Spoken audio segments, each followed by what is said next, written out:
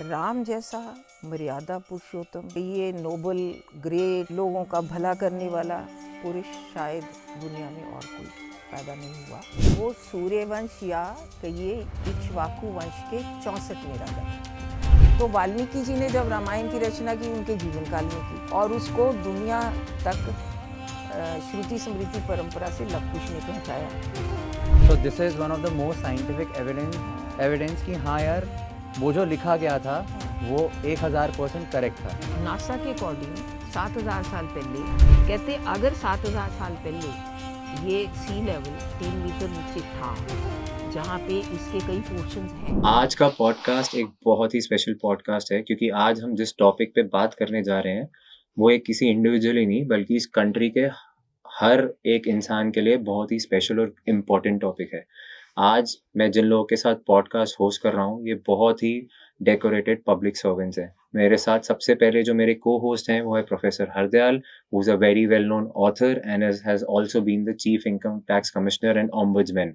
जो आज हमारे शो की सबसे इम्पोर्टेंट गेस्ट हैं is Saroj Bala ma'am. She has also been Chief Income Tax Commissioner and has been also part of the board of the Income Tax Department of India. Not just that, इन्होंने पिछले अपनी life के 25 साल भगवान श्री राम और रामायण और अयोध्या के बारे में साइंटिफिक रिसर्च की है। इन्होंने डॉक्टर अब्दुल कलाम की एडवाइजरी के बाद 20 से 25 साइंटिस्ट की टीम बनाई, उनके साथ टाइम बिताया, उनके साथ जाके अक्रॉस लोकेशंस रिसर्च किया and she has actually scientifically proved existence of Ram राज्य एंड अयोध्या। तो आप सब लोग जो आज का शो देख रहे हैं, आज हम बहुत ही क्रिटिकल टॉपिक्स कवर करेंगे। हम सबसे पहले बात करेंगे scientific evidence of Lord Ram, why Ram is a very important subject, ideology and science for Indian society or probably the world society. दूसरा, how will Ram Temple have an economic impact on entire UP? How will Ram Temple transform Ayodhya, transform UP, transform India? How it will lead to India being a tourism capital, spiritual tourism capital of the world. Not just that, उसके बाद professor Hardayal हमें बताएंगे how has UP's economy transformed from a बिमारू state to an उत्तम state. So please हमारे channel को subscribe कीजिए और इस वीडियो को ध्यान से देखिए। Thank you. नमस्ते मैम। नमस्ते। Thank you so much. It's an honor to host you with Hardayal sir. Thank you very much. Yes, thank you sir. And I think I've been lucky enough to share this place with Hardayal sir previously and I think हमने काफ़ी अच्छा response देखा in terms of जिस तरह का wisdom आप और हरदयाल जैसे सर लोग टेबल पे लाते हैं। तो मैम आई थिंक आज हम आपके सबसे चहीते टॉपिक, क्योंकि आपने इस टॉपिक पे तकरीबन 20 साल का रिसर्च किया है और रिसर्च ऐसा नहीं प्रॉपर साइंटिफिक, आप you been a very well recognised author, right? I think from the likes of doctor Kalam to lot of people have acknowledged you. तो मैम आज बात करेंगे हम राम की। Okay, very good, favourite topic. तो मैम सबसे पहले हम सबको पता है फाइनली इतने सालों के बाद देयर इज़ अ राम मंदिर which is coming up again in Ayodhya. और हम आज जितनी भी बात करेंगे हम इस तरीके से बात करेंगे कि एक 4th स्टैंडर्ड 3rd स्टैंडर्ड के बच्चे को भी समझ आए कि क्या था और क्या नहीं था। तो सबसे पहले मैम मैं जानना चाहूँगा राम एक्चुअली थे कौन? राम दशरथ के पुत्र, अयोध्या के राजा थे। वो सूर्यवंश या कहिए इक्ष्वाकु वंश के 64वें राजा थे, 64th। और उनके पहले के 63 सूर्यवंशी किंग्स का पूरा रिकॉर्ड अवेलेबल है, मेरे पास भी है। और मैंने अपनी किताब में वो दिया है, ये किताब भी है। अब सवाल पैदा होता है कि राम इतने महान, क्योंकि राम जैसा मर्यादा पुरुषोत्तम, कहिए नोबल ग्रेट लोगों का भला करने वाला पुरुष शायद दुनिया में और कोई पैदा नहीं हुआ। राम ने नर के रूप में जन्म लेके वो नारायण बन हो गए। नर से नारायण तक की यात्रा उन्होंने कैसे की, ये जानना ही राम को जानना है। अब वो राम जब पैदा हुए तो ठीक है, एक प्रिंस पैदा हुए, बहुत बढ़िया पढ़ाई की, 16। और उनका जन्म कब हुआ? उनका जन्म हुआ चैत्र मास शुक्ल पक्ष की नवमी 5114 BCE में। और उस समय आकाश कैसा था और वाल्मीकि जी ने क्या उनके जन्म के समय के ग्रह नक्षत्रों की स्थितियां दी हैं, वो सिर्फ आपको 5114 BC के चैत्र शुक्ल की नवमी को दोपहर के समय दिखाई देंगी। तो मैम ये जो आप टाइमलाइन बता रहे हो, ये आज से कितने साल, अगर मैं मॉडर्न डे की बात करूं, आज से कितने हजार साल पहले की बात है? ये हो गई 7150 साल के करीब पुरानी हो गई। 7150 ईयर्स पहले भगवान श्री राम हुए थे। और मैं ये भी बता दूं कि जो भगवान राम के समय जब वो पैदा हुए, उसके बाद उनका वाल्मीकि रामायण ने तो, क्योंकि सभी को मालूम है वाल्मीकि उनके कंटेम्प्रेरी एडमायरर हैं, तुलसी उनके डिवोटी हैं बहुत ओके सालों बाद। ओके तो वाल्मीकि जी ने जब रामायण की रचना की उनके जीवन काल में की, जब लवकुश उनके पास रह रहे थे तब करी, सीता उनके पास रह रही थी तब करी, और उसको दुनिया तक श्रुति स्मृति परंपरा से लवकुश ने पहुंचाया। सो मैम एक सेकंड, श्रुति स्मृति मतलब अगर आप इसको थोड़ा समझाने चाहो। ऐसा है कि कोई भी लैंग्वेज की राइटिंग और ग्रामर बहुत बाद में आती है, पहले उसको बोला जाता है। आप किसी भी ट्राइबल एरिया में चले जाओ, उनकी भी भाषा है, कमी यही है कि कईयों की ग्रामर नहीं बनी। और इंडिया की वैदिक परंपरा में श्रुति स्मृति आज तक भी चलती है। आप किसी वेद पाठशाला में चले जाओ, हर एक को पूरा वेद याद करना है बोल के। तो इंडिया की ये वैदिक श्रुति स्मृति परंपरा को यूएनओ ने अपनी यूएन हेरिटेज में 2004 एडी में शामिल किया। सो 2004 में यूएन ने उसको एक्नॉलेज किया कि ये इंडिया में बहुत स्ट्रॉन्ग श्रुति स्मृति परंपरा रही है, खास करके वेदों और काव्यों महाकाव्य। तो मैं अगर श्रुति स्मृति को थोड़ा आसान करूं नॉर्मल भाषा में, श्रुति मतलब कह के समझाना और स्मृति मतलब याद करना और फिर दोबारा बोलना। सो जो आप कह रहे हो कि लवकुश जो भगवान श्री राम और सीता माता के दोनों पुत्र थे, उन्होंने वाल्मीकि जी ने जो रामायण लिखी, उन्होंने उसको पूरा कंठस्थ करा दिया, कंठस्थ कराया, और उन्होंने जाके सोसाइटी में इसको पढ़ाया, और ये आगे अगली जनरेशन से चलती तो रही। आज भी हमारे घरों में प्रॉब्ली हमारे पेरेंट्स, हमारे ग्रैंड पेरेंट्स हमको समझाते हैं। Correct, absolutely.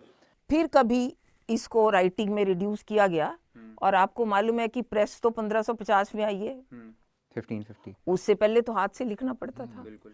किसी मैन्युस्क्रिप्ट की लाइफ नॉर्मली 500 साल से ऊपर नहीं होती। ओके एक लिखा, वो खराब हो डैमेज हो जाएगा, फिर कोई दूसरा लिखेगा उसी को, फिर कोई तीसरा लिखेगा। तो यही हमारा मिसफॉर्चून है कि वो कहते हैं भी फिर 7000 साल पुराना मैन्युस्क्रिप्ट दिखाओ। वो कैसे दिखा सकता है कोई? मुझे दुनिया में कोई मैन्युस्क्रिप्ट दिखाओ जो 7000 साल पुराना पड़ा हो। आप औरों का तो मानने को तैयार हो, मगर यहाँ जो श्रुति स्मृति अभी तक भी वेद पाठशालाओं में चलती है कि सुनो बोलो सुनाओ, सुनो बोलो याद करो सुनाओ, उससे चलता था। अब राम 16 साल की उम्र में वो कितने महान थे, आप ये देखिए।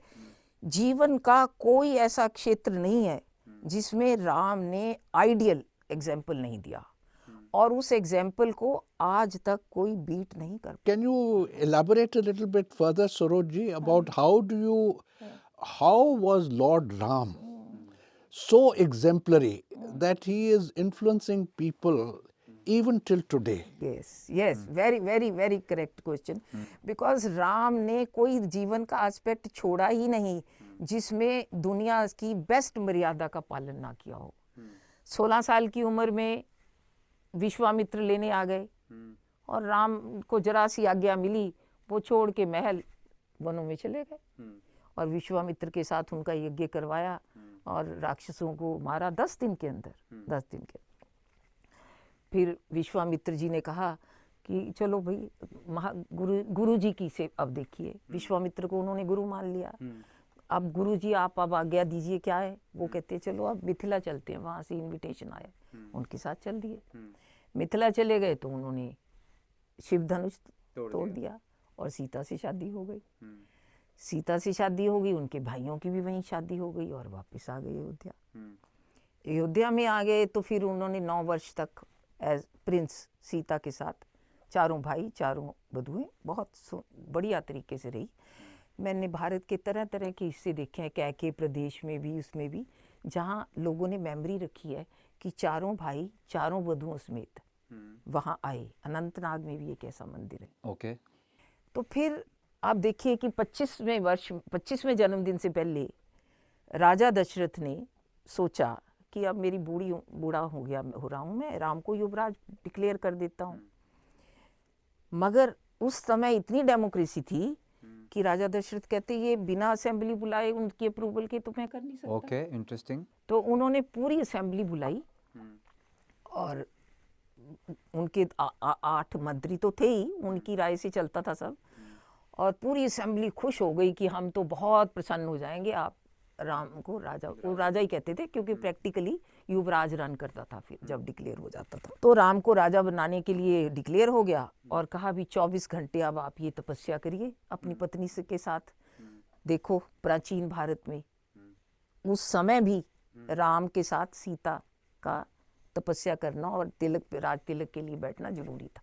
सो आप ये कह रहे हो कि पुराने जो शायद आई थिंक मिस हो गया है आज की डेट में कि from if we have to learn कि औरतों को हमेशा आदमियों के बराबर ही रखा हाँ। गया Yeah, and they had the pride of place. और राज तिलक तो किया ही नहीं जाता था, कोई यज्ञ किया नहीं जाता था औरत के और बिना। हाँ, स्त्री के बिना। तो अब उन्होंने, मैं राम के बारे में बता रही हूँ क्योंकि जैसे उन्होंने कहा इन्होंने तैयारी कर दी। उधर कैकेयी की डिमांड पे राजा दशरथ फंस गए कि इनको वनवास भेजना पड़ेगा।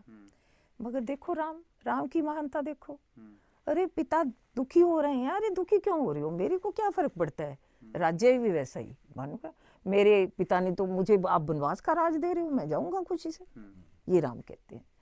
तो राम वनवास जाना चाहते हैं। सीता कहती मैं भी जाऊंगी, एडमेंट हो गई। लक्ष्मण कहता मैं भी जाऊंगा। तो वो वनवास पहुंच जाते हैं। आपने कोई दुनिया में ऐसा एग्जाम्पल देखा है जो 3 घंटे के अंदर राजा से वनवासी बन जाए? नहीं देखा होगा। ये राम का एग्जाम्पल है। अब वो वनवास चले गए। वनवास पे जाके उन्होंने ये थोड़ा ही सोच लिया कि मैं किसी कोने में बैठ के पेड़ के नीचे अपना जिंदगी काटूंगा। वहां गए, वो जाते जाते उन्होंने गु निषाद से मिले। गु निषाद उनका बचपन का मित्र है। अब मैं बताइए कि निषाद कौन है? आज हम उनको बैकवर्ड ट्राइब मानते हैं, उस टाइम भी मानते थे। मगर राम कहते हैं उसको कि तू मेरा भरत के जैसा प्रिय मित्र है, मुझे, हाँ भाई है।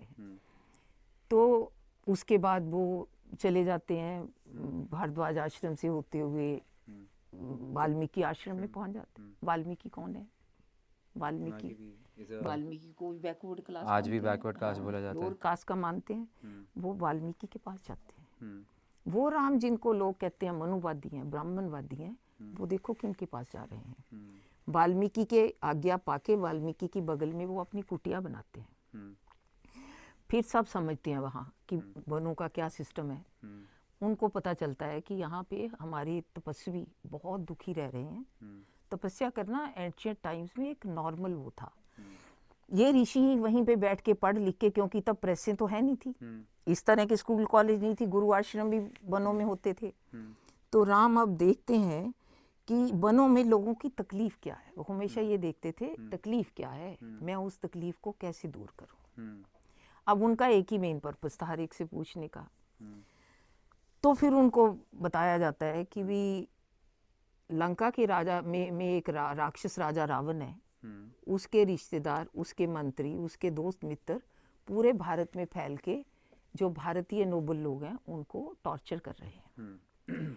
उनको तपस्या नहीं करने देते, क्योंकि वो तपस्या में जब वो यज्ञ की अग्नि जलाते हैं वो उसमें ऊपर से मांस गिरा देते हैं, कुछ कर देते हैं, मार भी देते हैं उनको, खा भी जाते हैं उनको। तो राम कहते हैं कि इसीलिए मैं अब वनों में, अब मेरा 14 साल तो बहुत लंबा समय है, अच्छा मैं ये वनों सारे एरिया में, जो एरिया है आपको मालूम है कि मिडिल इंडिया का सारा ये जो एरिया है, मध्य प्रदेश, झारखंड, लोअर यूपी, ये सारा दंडक वन टाइप एरिया था। अब वो कहते हैं हम ये एक जगह पे नहीं टिकेंगे। वो निकल के हर जगह जाते हैं, जहाँ जहाँ कोई ऋषि, कोई मुनि, कोई पाठशाला, कोई यज्ञशाला, जहाँ जहाँ कोई तकलीफ है वो सब दूर करते हैं। अगर कोई, वो किसी को मारने नहीं जाते। अगर कोई राक्षस उनके सामने पहुँच के कुछ तकलीफ करता है तो वो उस राक्षस को उसको मारते थे। वो कहते हैं कि बिना कसूर के किसी को कभी नहीं मारना, ये है राम की महानता।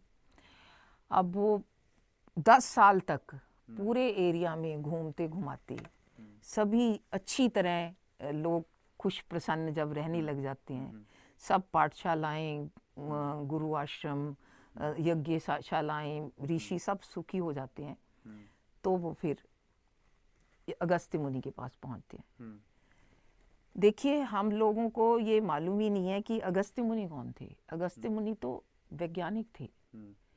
उनके वाल्मीकि रामायण में उनकी आश्रम नहीं लिखा है, उनकी यज्ञशाला और उसके पीछे उनकी अग्निशाला थी। वो अग्निशाला में अस्त्र शस्त्र बनाते थे।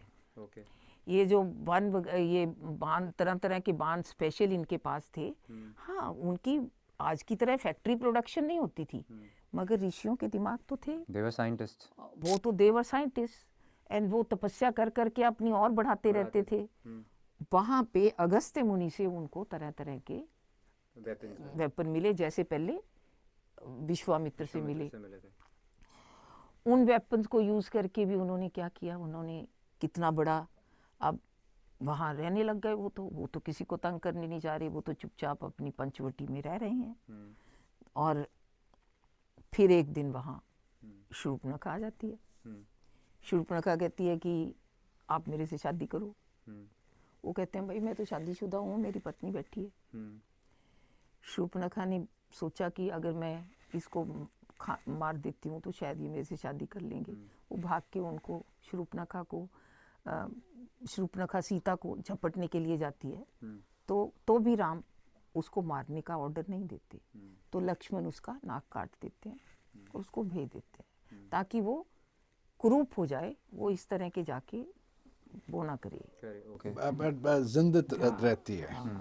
Even then that is Ram ने कहा सिर्फ नाक काट दो, भेज दो। That means, in other words, he is personifying justice.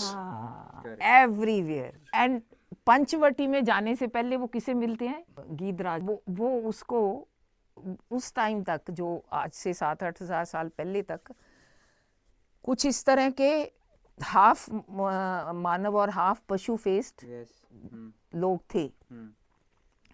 तो देखो उस पे कितनी दया दिखाते हैं। उनकी दया देखो, सिर्फ इंसान पे नहीं है, जानवर हर पे तरह भी के है। ऑर्गेनिज्म पे, चाहे वो जानवर है, हाँ, इंसान। हर All forms of life. Yeah, all all forms forms of of life. all forms of life। तो फिर वो जब शूर्पणखा को भेज देते हैं, अब वो अटैक करने आ जाते हैं। कौन? खरदूषण। खरदूषण कौन है?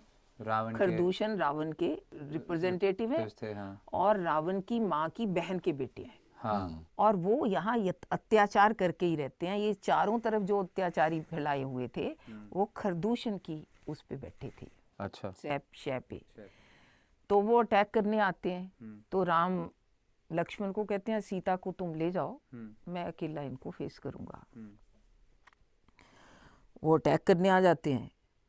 तो ये राम का 13वां वर्ष है, और वो उस टाइम जो आपको एक्लिप्स दिखता है, वो हूबहू आपको आज की सॉफ्टवेयर दिखाती है, उसी तरह से दिखाती है। और वो क्या वर्ष है, क्योंकि वो वन में गए कब? 5114 BC में, 25 ना पैदा हुए और 25वें वर्ष बाद 5114 में गए, तो अगर मैं तो 539 में गए। 5139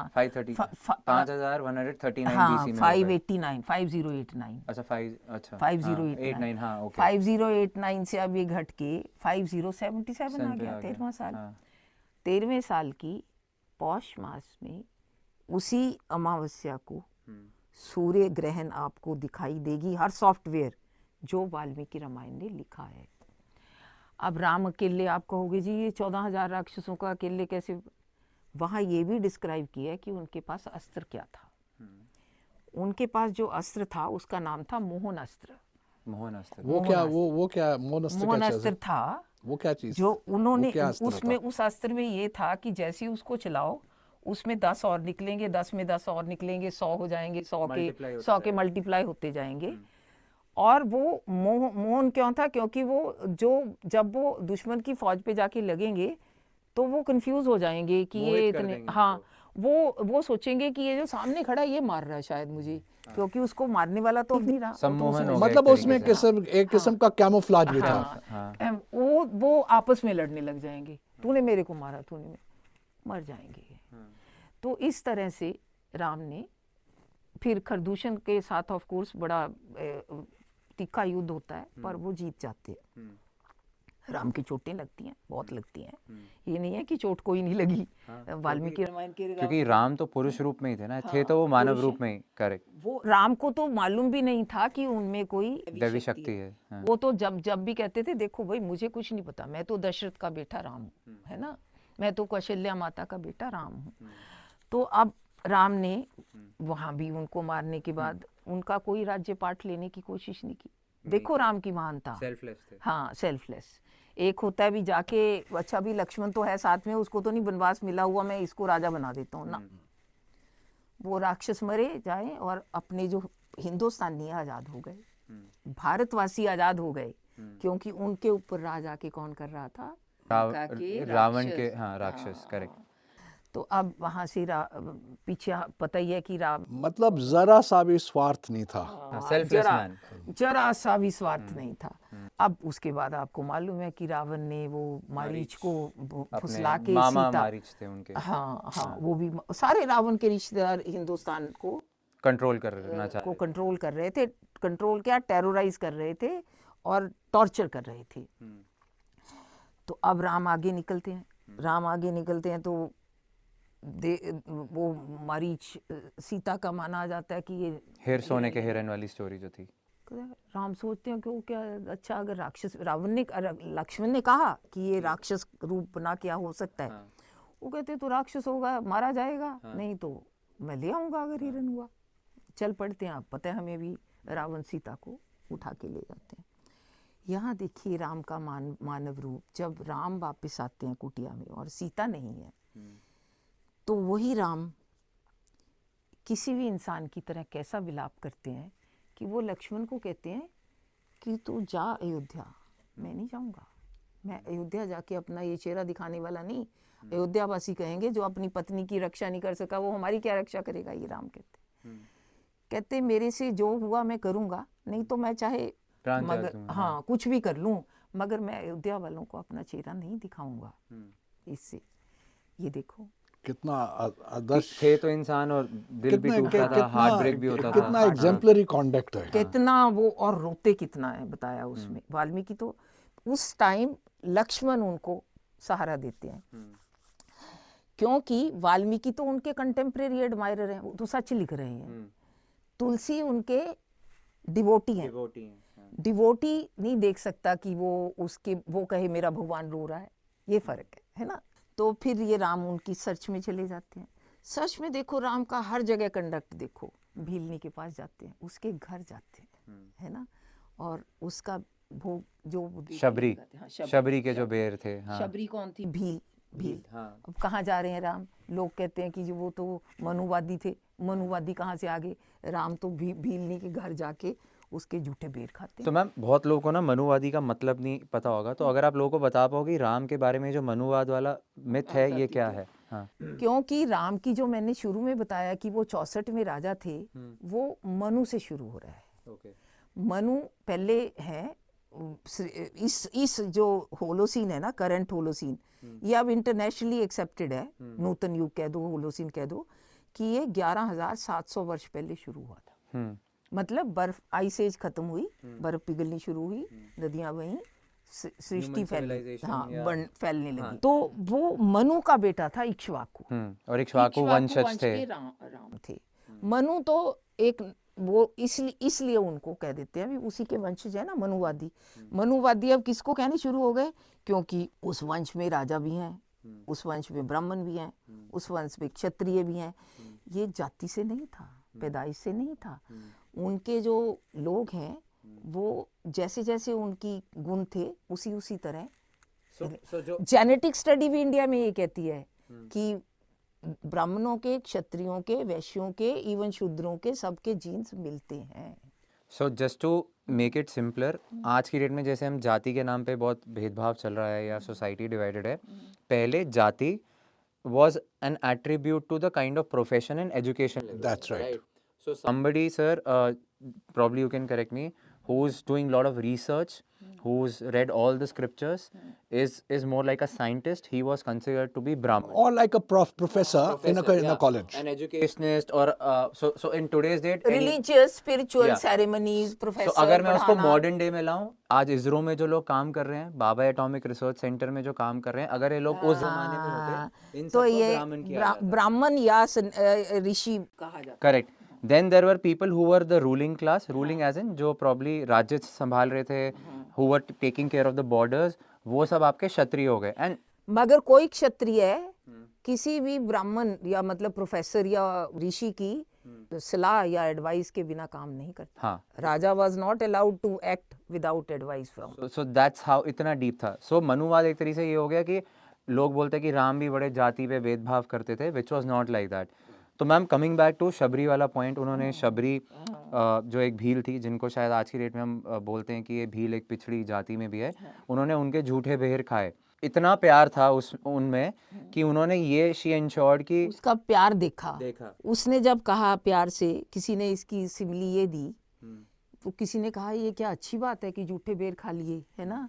तो किसी ने कहा जब अपनी माँ, कोई माँ अपने बच्चे को कुछ खिलाती है, खाने से पहले अगर वो ये देख लेती है गरम तो नहीं ज़्यादा, इसमें मिर्ची तो नहीं ज़्यादा, तो वो झूठा नहीं है. झूठा नहीं होता वो. तो जब उन्होंने भीलनी में इतनी आस्था देखी कि वो तो उम्रों से सालों से वेट कर रही है, रोज बेर लाती है, देखती है कि कल्ले मीठे मीठे राम के लिए रखूं, कोई जरूरी नहीं दांत से काटे खाती है, क्या पता हाथ से ही लेके. हाँ, तो वो उन्होंने प्यार सिखाई. अब भिल्ली के बताने पे अब वो आगे चले गए. ऋषिमुख पर्वत. ऋषिमुख पर्वत पे वहां चले गए, उनसे मिले. अब उनके पास दो ऑप्शन थी.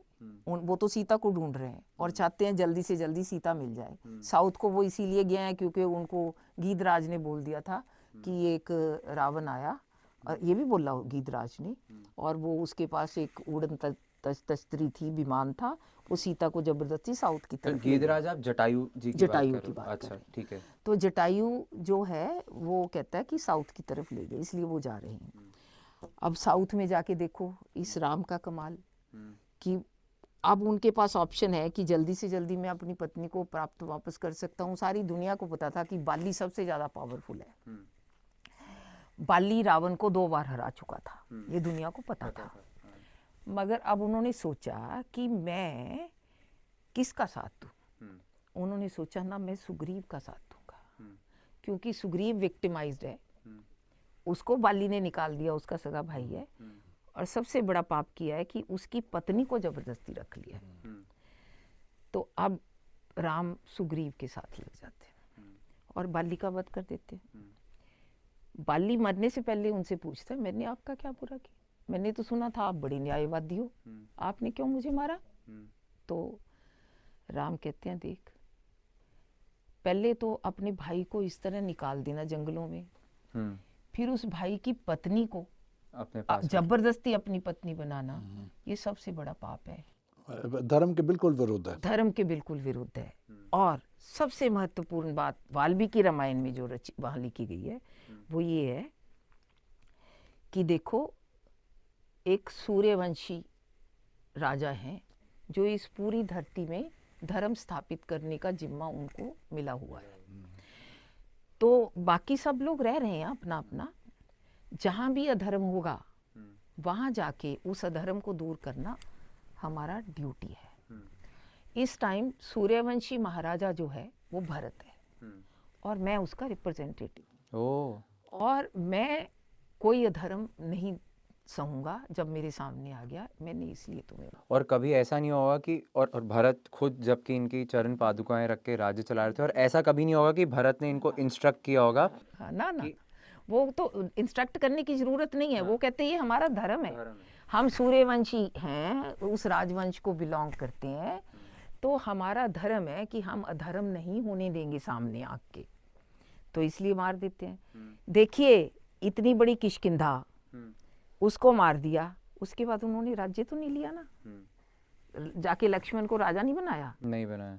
उन्होंने कहा अब सुग्रीव राजा बनेगा. और सेम विद लंका, रावण के मारने के बाद भी राम ने कभी खुद विभीषण राज्य को। नहीं किया, उन्होंने विभीषण को राजा बनाया। ऐसा ऐसा सेल्फलेस आदमी कौन होगा दुनिया में, कभी पैदा हुआ? ये है राम की नर से नारायण हो जाने की यात्रा। तो मैम ये तो हुई भगवान Shri Ram, you know how from a very common man he became the greatest of the main out. नहीं, इसमें एक कड़ी बहुत जरूरी है। अब उसके बाद अयोध्या वापस आते हैं। अयोध्या में सारे साउथ से इन लोगों को लाते हैं, विभीषण को भी लाते हैं, सुग्रीव को भी लाते हैं, अयोध्या दिखाते हैं। असल में नॉर्थ इंडिया का साउथ से नाता जोड़ने वाले परमानेंट सबसे पहले श्री राम है, और उनको आज डिवाइडिंग फैक्टर बना दिया। आज चेन्नई में वो कहते हैं डीएमके मूवमेंट वाले कि राम कौन है। अरे भाई, उन्होंने ही जोड़ा है साउथ को नॉर्थ से, तो मतलब यूनिफाई किया उन्होंने, यूनिफाई किया। क्योंकि सिर्फ इसी पे ख़त्म नहीं किया, राम ने उसके बाद अयोध्या वापस आके कभी भी कोई बड़ा प्रोग्राम नहीं किया जिसमें सुग्रीव और विभीषण और अंगद को ना बुलाया हो। और फिर अयोध्या में आके राम राज्य आज तक फेमस है, वो एस्टेब्लिश किया। ये उनकी जर्नी है। आपने एक बहुत अच्छा पॉइंट बोला अभी ना, जब हम बात कर रहे थे इंडिया में जैसे schedule caste, schedule tribe, other backward caste के साथ बहुत भेदभाव होता है, और राम ने इन सब के अगेंस्ट भेदभाव कभी किया नहीं, और ये हमारे लिए लर्निंग है। एक हमारी कंट्री में एक और बहुत इम्पोर्टेंट सेगमेंट है जो है हमारी ट्राइब्स, राइट, जो हमारे ट्राइबल पीपल जो आज भी निगलेक्टेड है। और अगर मैं वानर जाति की बात करूं, सो वानर वो हुआ जो वन में रहने वाले नर हुए, so basically forest dwellers. So they were exactly not monkeys, but वो भी एक तरह की ट्राइब थी जो शायद बहुत, अगर मैं थोड़ा सा वाल्मीकि रामायण में भी पढ़ा जाए तो उसमें लिखा गया कि जब राम सेतु भी बना था तो ये वानर ही थे जिन्होंने बड़े बड़े पेड़ उखाड़े थे, they had clause, they were giant people. तो इनफैक्ट किस तरीके से उन्होंने इस पूरी ट्राइब को लेके, ट्राइबल लोगों को लेके एक पूरी सेना बनाई जिन्होंने जाके राक्षसों से किया, ये भी एक बहुत एग्जेम्पलरी केस स्टडी है। आई थिंक ये बहुत इंपॉर्टेंट है हमारे लिए कि हमारी कंट्री की ट्राइब्स कितनी स्ट्रांग है, कितनी डीप रूटेड है, कितनी, और वही है जो आज कल्चर से जुड़ी हुई हैं। फर्स्ट सेकंड, जब जटायु जी का निधन हुआ, इनफैक्ट जब हम बात करते हैं कि किस तरीके से पशुओं के साथ रहना चाहिए, इनफैक्ट राम ने ये कहा था, और शायद आप ज़्यादा जानते हो कि जटायु क्योंकि उनके पिताजी के बहुत अच्छे मित्र थे, सो ये भी एक बहुत अच्छी सीखने वाली बात है किस तरह उस टाइम पे राजा भी एनिमल किंगडम से दोस्ती रखते थे। तो राम ने, क्योंकि वो अपने पिताजी का अंतिम संस्कार नहीं करा, तो उन्होंने जटायु को बिल्कुल अपने फादर फिगर मान के उनका पूरा अंतिम संस्कार किया। बिल्कुल सब सही। So it's very interesting that there is this man who is not just taking care of probably the family or the people or the kingdom, he's also जैसे मॉडर्न डे में बात करते हैं, आई थिंक वेलफेयर स्टेट की, जो welfare state की हम बात करते हैं कि जिसमें he is talking about welfare of not just the people but the environment, But the entire kingdom, yeah, entire universe around him, entire universe, in the entire environment. Correct. So I think ये एक बहुत, सो ये बहुत लोग ये कहते हैं कि अरे राम तो बस सैक्रिफाइस करते रहे, खुश नहीं थे। It's not like that. Ram so it's like एक, तभी उनको कहा गया कि पुरुषोत्तम राम, पुरुषों में उत्तम राम, राइट, बिकॉज उन्होंने सब कुछ बैलेंस करना था। And it's not easy when you are balancing everything, you also have to absorb a lot.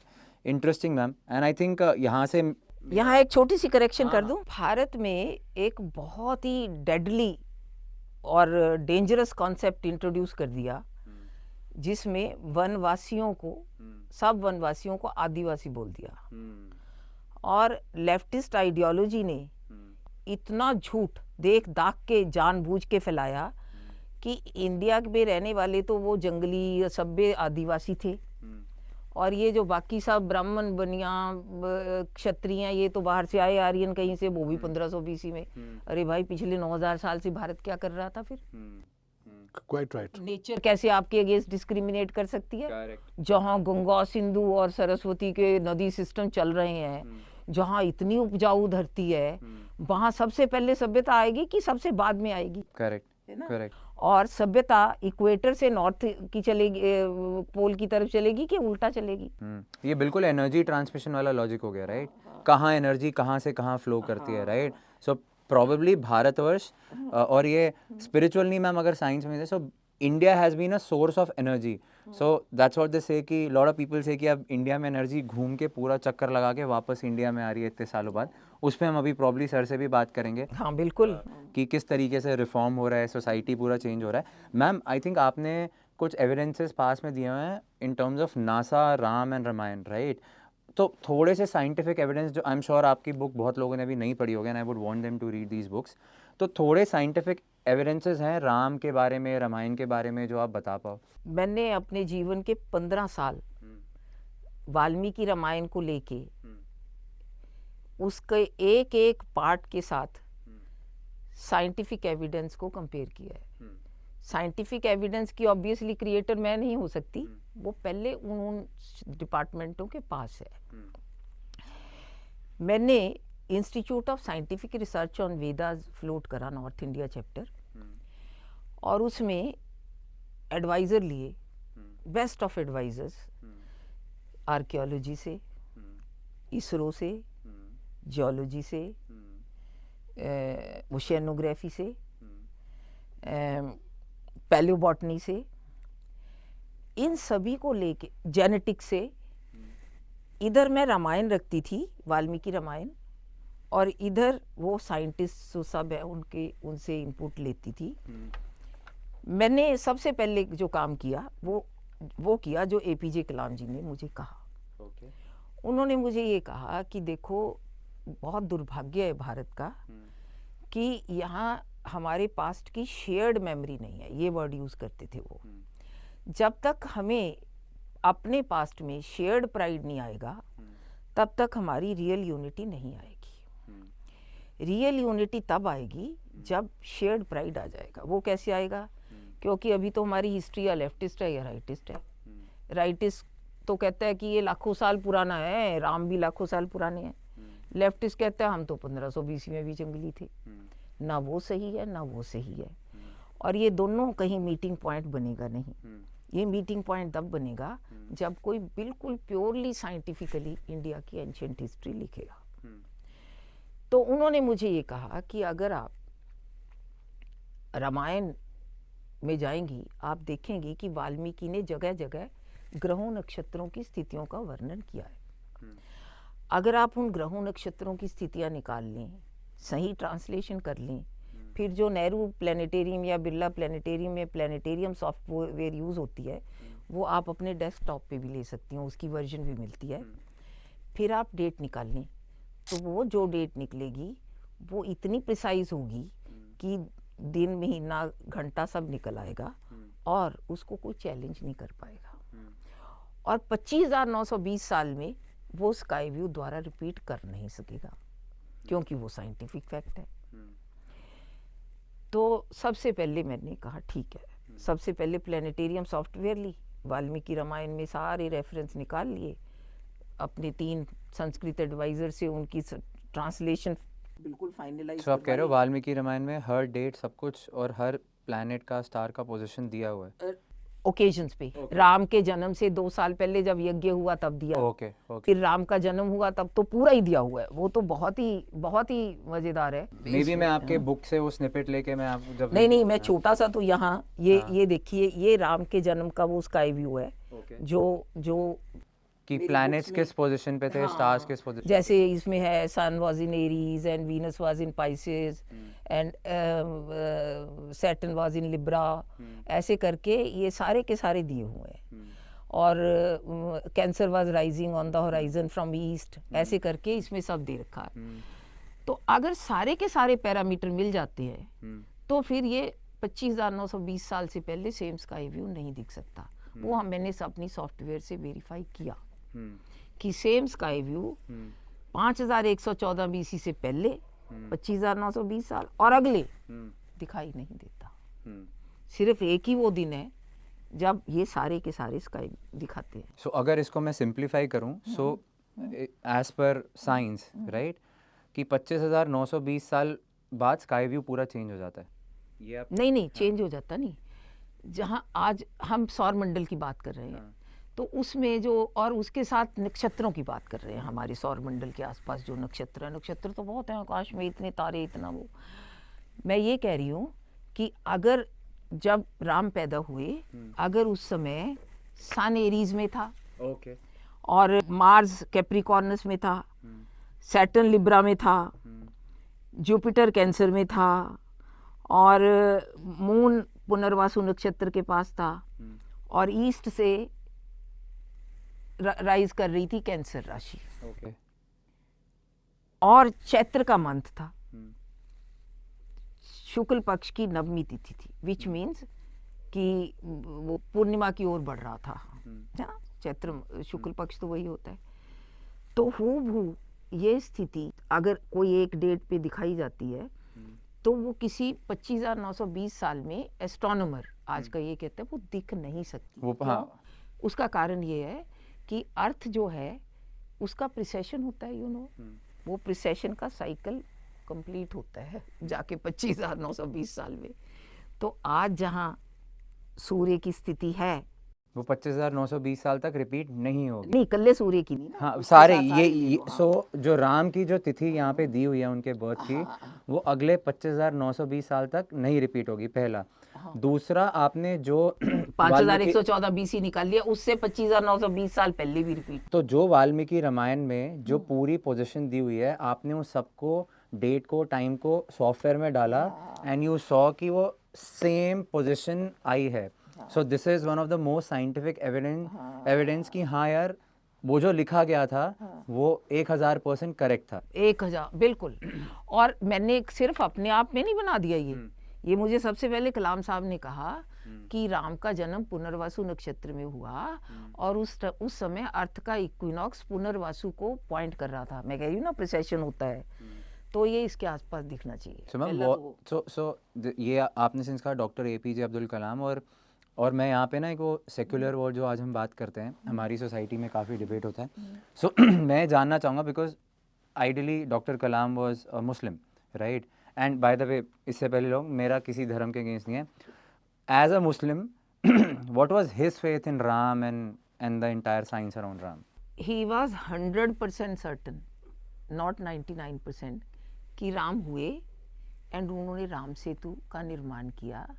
He was also certain कि ये मिसनोमर है कि वहाँ पत्थर चला दिए, तैर के जुड़ गए और ऊपर पुल बन गया।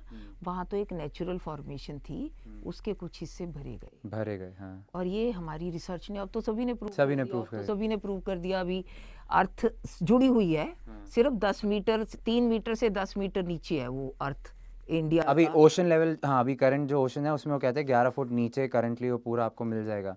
राम सेतु 3 फुट नीचे भी मिलेगा। हाँ। वो अब ये दिखेगी तो नहीं, वो ये है ये कुछ हिस्सा 5 हिस्से भरे वाल्मीकि रामायण के मुताबिक। वाल्मीकि ने कहीं नहीं लिखा कि वहाँ पत्थर पे राम लिख दिया और वो तर गया, नहीं लिखा है। वाल्मीकि ने तो ये लिखा है कि नल नील ने एग्जामिन किया, उन्होंने शैलो पोर्शन समुद्र में ढूंढा, शैलो पोर्शन ढूंढ के उसके ऊपर से पुल बनाने का सोचा। और उनको जब उन्होंने कुछ 5 जगह उनको भरना पड़ा सिर्फ, बाकी वो पहले ही क्योंकि एक चेन थी, ये बरेती पहाड़ी टापू की चेन थी, ऊपर नीचे ऊपर 5 नीचे हिस्से, ऊपर, हाँ, हाँ। ऊपर नीचे 5 हिस्से थोड़ा गहरे थे, उनको भरा 5 दिन में। नहीं तो एक बताइए, हम कितने मूर्ख तरीके से बढ़ते थे। मैं अपने आप को कई बार पूछती हूँ। वाल्मीकि ये कहते हैं भी पहले दिन की भराई करके उनके बहुत सारे वानर सैनिक उसके पार जाके कैंप कर गए। अगर उसके पार जाके कोई टापू है नहीं, कैंप कैसे करेंगे? करेक्ट है ना, ऐसा। तो ये वो कहते थे कि वहाँ पे राम सेतु है, थोड़ा सा नीचे होगा। फिर उन्होंने मुझे बताया कि नासा के अकॉर्डिंग 7,000 साल पहले, क्योंकि मैंने उनको जाके डेट बताई कि मेरी ये डेट आती है, मेरे को उन्होंने 4 बार सिटिंग दी बाय द वे। तो उन्होंने कहा कि फिर आप राम सेतु जाओ। मैं कह जी फिर वहाँ जाके भी मैं क्या करूँगी? कहते फिर आप national institute of oceanography Goa जाओ, वहाँ से पता करो भी सी लेवल फ्लक्चुएशन क्या होती रही है। कहते अगर 7,000 साल पहले ये सी लेवल 3 मीटर नीचे था, जहाँ पे इसके कई पोर्शंस हैं, अब कई तो बह गए होंगे 7,000 साल। हाँ। तो आपकी कहानी में एक बहुत बड़ी एविडेंस जुड़ जाएगी। तो मैंने ऐसा ही किया। मैं गई, वहाँ से मिली किताब, वाह रेडी किताब थी उनकी तो 95 की छपी हुई, जिसमें उन्होंने सी लेवल फ्लक्चुएशन दे रखी थी। और फिर उन्होंने ये भी उसमें दिखाया हुआ था कि 3 मीटर के नीचे करीब गहरा था समुद्र तक। वाटर लेवल्स हाँ, water नीचे level। थे। मैं राम सेतु चली गई, वहाँ मैंने देखा कि सिर्फ वाल्मीकि रामायण के टाइम 5 हिस्से भरे, मगर अब सिर्फ 200 और 250 मीटर के लंबे इंडिया की तरफ और श्रीलंका की तरफ वो हिस्से बाकी हैं जिसमें ह्यूमन हैंड दिखाई देता है। ये उस हिस्से का क्लोज अप है। देखी बाउंड्री, आपने उसकी बाउंड्री देखी और बीच में फिर इतना लंबा जा रहा है, पूरा पाथवे बना हुआ है। ये 50 किलोमीटर के करीब इसकी लेंथ है। मैं गई हूँ पूरे पे, अच्छा। बोट के साथ, ये वो तरह तरह के तरीके करके। तो अब इतना बड़ा वेंचर श्री राम ने बनवाया। वो तब तक किसी को पता था कि पुल कैसे बनता है? अब बाद वाले जो पूछ रहे हैं भी कौन था, कहाँ आया पुल, कहाँ से आया है ना। So interesting. So somebody like Dr. Kalam believed in Ram, believed in the science of Ram. And he was 100% certain, अगर आप जाओगी वहाँ आपको पुल दिखेगा और पुल में आपको कोई ना कोई एविडेंस भी दिखेगी ह्यूमन हैंड की, ध्यान रखना। तो मैंने क्या किया उनके, क्योंकि उन्होंने कहा था, मैंने किसी तरह अरेंज किया थ्रू माय सोर्सेज। सर्विस में होना बहुत बड़ा बेनिफिट होता है। आप चीफ कमिश्नर बन के या मेंबर बोर्ड बन के जाते हो, किसी ना किसी को रिक्वेस्ट कर सकते हो कि वहाँ एक बोट दिलवा दो और अरेंज कर दो। I was very lucky, one of my trainee's brother was a DC Ramanathapuram, वो दोनों मेरे साथ गए। उन्होंने एक बोट ली, वो बोट ऐसी थी, मतलब बोट के दोनों किनारे थोड़ा थोड़ा स्पेस था।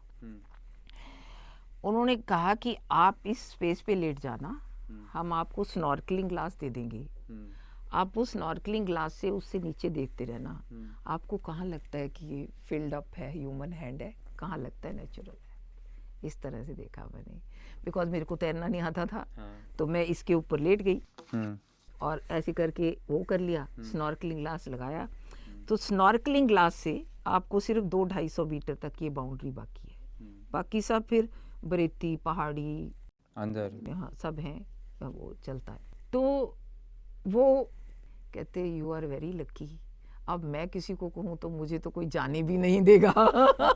यू नो, कॉमनर का और वीआईपी का ये फर्क है। तो मैम एक तरीके से राम भी थे, राम भी थे, राम उन्होंने सेतु भी बनाया। और राम सेतु उन्होंने जो बनाया वो समुद्र के ऊपर से पुल नहीं बनाया, वो एग्जिस्टिंग सेतु जो जोड़ने वाली लैंड थी उसके कुछ हिस्सों को भरा। इंटरेस्टिंग। और जो कहानी है पत्थर तरने की, जब उन्होंने भरा तो समुद्र के नीचे तो यू नो कोरल कॉलोनीज होती हैं, कुछ कोरल स्टोन्स के टुकड़े भी हैं। अब भी आप जाओगे आपको कोई ना कोई मिल ही जाएगा। हाँ बिल्कुल बिल्कुल। तो वो उसको देख के लोग कहते हैं कि यहाँ तो पत्थरी, इतने छोटे छोटे बेचारे वो कोरल के टुकड़े हैं, उस पुल क्या बनाएंगे, ऊपर फीलिंग है। Interesting. So ma'am I think भगवान श्री राम हो गए, राम सेतु हो गया। Now coming to the most important point जो आज की डेट में टॉपिक है, और आई थिंक राम मंदिर। एग्जैक्टली 500 साल बाद फाइनली राम मंदिर वापस बनने वाला है अयोध्या में। तो सबसे पहले तो मैम ये राम मंदिर इतना इम्पोर्टेंट क्यों है Bharatvarsh as a society, as a culture के लिए? और दूसरा इसकी हिस्ट्री क्या है, ये किसका है, किसका नहीं है, क्या है सच में भगवान श्री राम का मंदिर रहा है, क्यों इसको तोड़ा गया, क्यों इसको वापस बनवाया जा रहा है? तो उस पर अगर आप थोड़ा बता पाएँ। भारतीयों के रोम रोम में राम बसे हैं, रोम रोम में, क्योंकि भारत की सारी सभ्यता, संस्कृति, फैमिली वैल्यू, रूल करने की वैल्यू के आइडियल वहीं से फ्लो करके आते हैं।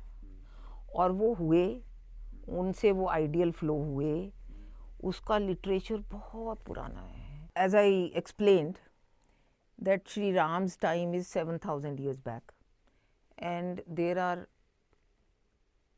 13 sequential sky views from Ramayana which prove कि वो तब है। Then comes Mahabharata. Mahabharata is 5000 years back, because war date is 3139 BC. Same method suggested by APJ Kalam. Mahabharata has so many references to Ram and Ramayana that I give only one example, that when Yudhishthir is very upset that he Draupadi हरण हो गया और भाइयों को trouble किया, then he says, Markande Rishi tells him, अरे क्यों दुखी होते हो, त्रेता युग में राम भी तो गए थे, उनकी पत्नी का भी हरण हुआ था, उनके भी भाइयों ने सपोर्ट किया था। मतलब महान है राम, ये आपकी हिस्ट्री में चलता चला गया। महाभारत में भी रेफर्ड है, महाभारत के बाद आपके अथर्ववेद में भी रेफरेंस आ जाता है। तो आते आते मंदिर का इतिहास, मुझे राम मंदिर का इतिहास मैं अभी 2000 साल पहले तक ट्रेस कर पाई हूँ। सबसे पहले मंदिर का निर्माण का जो डिटेल है वो है कि विक्रमादित्य ने, राजा विक्रमादित्य ने, जो उज्जैन से बहुत बड़े इंडिया के पार्ट पे राज करते थे, उन्होंने 50 BC के आसपास अयोध्या में वो खुद गए, उन्होंने देखा, ढूंढा, बाउंड्री भी बनाने की कोशिश करी भी क्या हुई होगी, मगर पूरी नहीं हुई, मगर उन्होंने राम मंदिर बनवाया। और कहा यही जाता है कि उसका एक तरह बिल्कुल जीर्णोद्धार नया मंदिर बना दिया, कुछ खंडर पुराने रहे होंगे, और कई और मंदिर बनवाए। अब उन्होंने 2001 साल पहले मंदिर बनवा दिया, कई और कि इतने मंदिर बनवा दिए वहाँ कि अयोध्या को मंदिरों का टाउन कहने लगे। फिर उसके बाद इतिहास में आता जाता है कि भी किस किस राजा ने जीर्णोद्धार करवाया, उसका वो रेनोवेशन कराया, वो उस डिटेल में मैं अभी नहीं जाऊंगी। मैं आऊंगी अब सीधा कि वो जो मंदिर बनाया और उसका जीर्णोद्धार होता, तो फिर हर्षवर्धन तक आके, Raja Harshavardhan you know was a great king of India, Kannauj से राज्य किया उन्होंने, तो उन्होंने भी इस मंदिर का वही लोकेशन हमेशा वही रही, हिंदू कभी नहीं भूला कि अयोध्या में भी ये लोकेशन है, उसी मंदिर का जीर्णोद्धार कराना है, क्योंकि वो मानते थे कि यहीं राम का जन्म हुआ। तो अब उन्होंने भी वहां पे आके उसको करवाया। That was 7th century AD, है ना, हर्ष का टाइम 7th century AD है। उनके करवाने के बाद फिर 100-200 साल शायद वही रहा। फिर मेंशन आता है सबसे पहला अटैक महमूद गजनी आया। महमूद गजनी ने जब कन्नौज पे अटैक किया, फिर उसका एक जनरल था जिसका नाम था सलार मसूद। सलार मसूद ने अयोध्या पे अटैक किया, और सुहेल देव उन दिनों अयोध्या के एरिया के सारे वो कौशल के कुछ एरिया का पे राज करते थे राजा। उन्होंने और हिंदुओं ने मिलके इतनी टफ रेजिस्टेंस दी कि 19 दिन तक वॉर चली, और फाइनली उन्होंने सुहेल देव को मार दिया, सारी मुस्लिम फौज को उखाड़ दिया और वो भाग गए। मगर वो हटे नहीं। फिर उन्होंने महमूद गजनी का बेटा आ गया, फिर उन्होंने बेटे को भी मार दिया। उसके बाद फिर अटैक हुआ, तब तक हिंदू हार गए। हिंदुओं ने तब तक कभी इस राम मंदिर को छोड़ा नहीं, मर मिट गए, मगर उस राम जन्मभूमि को जहाँ पे वो राम का मंदिर मानते थे, छोड़ने को तैयार नहीं थे। अब क्या हुआ कि फाइनली कोई 1020 के आसपास, उसके तक पहली वॉर हुई जब सुहेल देव ने राया, फिर और 1-2 साल वॉर्स हुई, तो 1024 तक उन्होंने इस पे कंट्रोल कर लिया, तोड़ फोड़ दिया सारा मंदिर और बिल्कुल खंडर बना दिए। मगर हिंदू बहुत दुखी थे, वो छोड़ते नहीं थे वो जगह। फिर एक गढ़वाल का राजा था गोविंदाचार्य, उस समय उसके अंडर बहुत बड़ा नॉर्थ इंडिया का हिस्सा था, यूपी और अपना उत्तराखंड, ये सब उसका। वो गोविंदाचार्य ने बहुत बड़ा मंदिर बनवाया। एक्चुअली वो गोविंदाचार्य का बनाया हुआ मंदिर, उसमें वो जो ब्लैक स्टोन मार्बल टाइप होता है ना, बहुत ही हाई क्वालिटी स्टोन, उससे बड़े बड़े पिलर बनाए थे।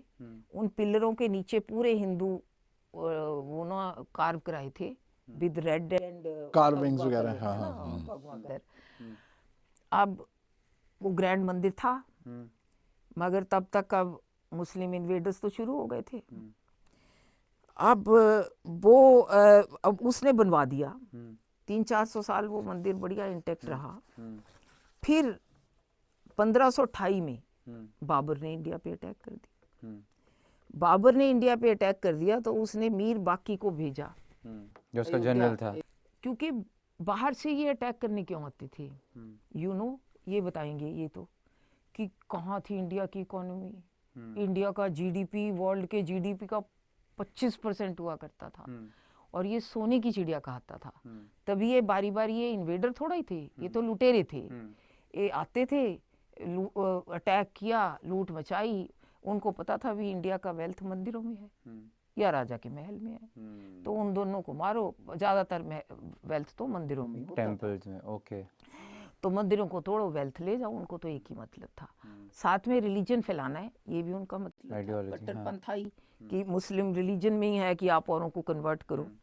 तो कन्वर्ट होने को हिंदू तैयार नहीं होते थे, तो मार पिटाई होती थी इसलिए। तो अब मीर बाकी ने आके उस पर अटैक शुरू कर दी। हिंदू बहुत अड़े रहे मगर फाइनली हार गए। उसने मंदिर तोड़ा, मंदिर तोड़ के उसी के खंभों से उल्टा सीधा करके आगे पीछे लगा के सप्लीमेंट करके बाबरी मस्जिद। इसमें किसी को कोई डाउट नहीं है, इतिहास को कोई डाउट नहीं है, उस टाइम के लेखकों को कोई डाउट नहीं है। एक ये सारे झगड़े से पहले एक 1931 में एक सीताराम, लाला सीताराम ने एक किताब लिखी थी, अयोध्या का इतिहास। उस टाइम ये सब नहीं था झगड़ा, उसने भी उसमें दिया हुआ है कि इस तरह से ये मतलब मंदिर था और उसी मंदिर को तोड़ के उसी के खंबे इधर उधर खड़े करके मस्जिद बना दी गई। अब तो मेरे ख्याल वो सुप्रीम कोर्ट ने भी अब उसको एक्सेप्ट किया हुआ है और उसमें जजमेंट आई है जो 975 पेजेस की है और उसमें एक सप्लीमेंट है एंड में which it traces the entire history of the Ram temple at Ayodhya. Okay. ये या उससे पहले जो इलाहाबाद हाई कोर्ट की जजमेंट थी वो 2400 पेज की जजमेंट थी।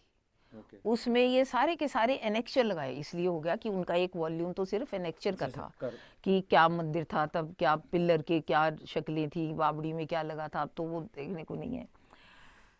तो वो बावड़ी स्ट्रक्चर थी जो हिंदुओं ने कभी एक्सेप्ट नहीं करी। बड़े युद्ध हुए, बड़े लड़ाई हुए, बड़े झगड़े हुए, मगर मुस्लिम राज था, वो कुछ चलने नहीं देते थे। अब हिंदुओं की या कहिए भारतीयों की ये उम्मीद थी कि अब तो दो नेशन थियरी में पाकिस्तान बन गया, मुस्लिम्स को तो उनका मिल गया। एग्रीमेंट तो यही था कि मुस्लिम उधर रहेंगे, ये इधर रहेंगे। उस टाइम 15% मुस्लिम था हिंदुस्तान में और उनको एरिया कितना दिया गया था, 21%। और एग्रीमेंट ये था कि सारा मुस्लिम इधर से उधर जाएगा, सारा हिंदू उधर से इधर आएगा पीसफुली। और माउंटबेटन ने ये अंडरटेक किया था कि मेरे को सिर्फ जून 1948 तक टाइम चाहिए, सारे के सारे ट्रेन और बसों के थ्रू यहाँ का पूरे हिंदुस्तान का पूरा मुस्लिम पाकिस्तान चला जाएगा और पाकिस्तान का हिंदू इधर आ जाएगा। मगर गांधी जी और नेहरू जी उल्टा अड़ गए, वो तो बनवा दिया पाकिस्तान तो, और कहे भी जितने मुस्लिम उधर हैं उधर रहते रहे, जितने हिंदू उधर हैं उधर रहते रहे और इधर वाले इधर रहते रहे। उन्होंने तो हिंदुओं को मार काट के ख़त्म कर दिया, भगा दिया। इधर जो आए उनको यहाँ रहने को, जो मुस्लिम खाली भी कर गए थे, चले गए थे, वो भी प्रॉपर्टी नहीं दी। जो इधर हिंदू आए, जैसा बुरा उनके साथ हुआ कोई कहीं ना हो, उनको कोई जगह सरकार देने को तैयार नहीं थी। कहते थे वापस चले जाओ, वो कहते वापस क्या चली जाए, हमारी औरतों का रेप हो रहा है, मर्डर हो रहा है, हम वापस जाने की पोजीशन में नहीं है। प्लेटफॉर्म पे सोते थे, जंगलों में सोते थे, तो ये हालत हुई। अब यहाँ पे हिंदू की ये उम्मीद थी कि जब उधर पाकिस्तान बन गया तो हमारे जो बहुत ही ज़्यादा सैक्रोसैंक्ट प्लेसेस हैं, अब हमें रिवाइव करने का मौका मिलेगा, है ना। ये एक रीजनेबल उम्मीद, डिमांड थी, एक्सपेक्टेशन और बहुत ही रीजनेबल नॉर्मल एक्सपेक्टेशन थी। मेरे पास 2 किताबें हैं जिसमें 2000 मंदिरों को तोड़ के मस्जिदें बनवाई गई, तोड़ा फोड़ा गया, ये है। मगर हिंदू 2000 की बात नहीं कर रहा था। हिंदू तो अयोध्या की सबसे पहले बात करता था, ज्ञानवापी, सोमनाथ की करता था, और काशी विश्वनाथ की बात करता था, मथुरा की। वो कहता था ये मुझे 4-5 जगह चाहिए, हाँ मेरे हमारा सब कुछ उन्हीं के साथ जुड़ा हुआ है। मगर जो भी भगवान ने बुद्धि डाली, नेहरू जी तो अड़ गए। वो तो कहते हैं मैं एक भी मंदिर बनने नहीं दूंगा वापस। सरदार पटेल ने बहुत समझाया कि भाई ये ऐसा अच्छा नहीं होगा। सरदार पटेल को ये पता नहीं था भी ये ऐसा करेंगे। सरदार पटेल आज़ादी मिलने के बाद सबसे पहले सोमनाथ टेम्पल गए। उन्होंने वहाँ चूली भर के प्रतिज्ञा ली। टूटा तोड़ा फोड़ा बुरा हाल। मुस्लिम राज में किसी की हिम्मत नहीं थी, क्रिश्चियन राज में हिम्मत नहीं थी कुछ भी ठीक करने की। उन्होंने कहा मैं इस मंदिर का पुनर्निर्माण करवाऊंगा। चिट्ठियां हैं, मैंने देखी हैं। नेहरू ये जो है ना म्यूजियम जहाँ नेहरू जी का जो घर मेमोरियल मेमोरियल लाइब्रेरी था वो है, पहले, उसमें पढ़ी हैं, सील्ड पढ़ी हैं कि वो उसमें उन्होंने चिट्ठी लिखी सरदार पटेल को कि मुझे पता चला आप वो मंदिर द्वारा बनवाने वाले हो। मेरे हिसाब से ये अच्छा नहीं है, ये not doing a good thing, because underline this will lead to revival of Hinduism. He didn't want it. तो सरदार पटेल ने कहा भी हम अपने मंदिरों में चाहे टूटे फूटे हों ये कोई बात नहीं, हम सरकार से कुछ नहीं लेंगे। Late government not pay a penny, let Gujaratis and other Indians pay and renovate. मगर रेनोवेट हुआ, मंदिर बना। अब हिंदुओं की ये भी उम्मीद थी कि भी अयोध्या तो हमारा सिंबल है, ये मिलेगा। ये तो बहुत इंटरेस्टिंग कहानी है ये। तो वो जब 1500 वाले के टाइम, मैं एक बड़ा इम्पोर्टेंट लिंक आपको मंदिर की हिस्ट्री में देना भूल गई कि वो 1528 में बाबर का अटैक हुआ। 1534 तक वो मस्जिद उन्होंने बना दी। और भाई मूर्ति कहाँ गई? क्योंकि हिंदू जो है अपने देवता की मूर्ति को अपनी जान से भी ज्यादा प्रोटेक्ट करके रखता है। छोटी सी मूर्ति रामलला की हाँ, मूर्ति। रामलला की मूर्ति कहाँ गई? अब इतनी कहानी आती है कि जब वो गए एंटर करने लगे सेंक्टम सेंक्टोरियम में, तो एक पुजारी आगे खड़ा हो गया।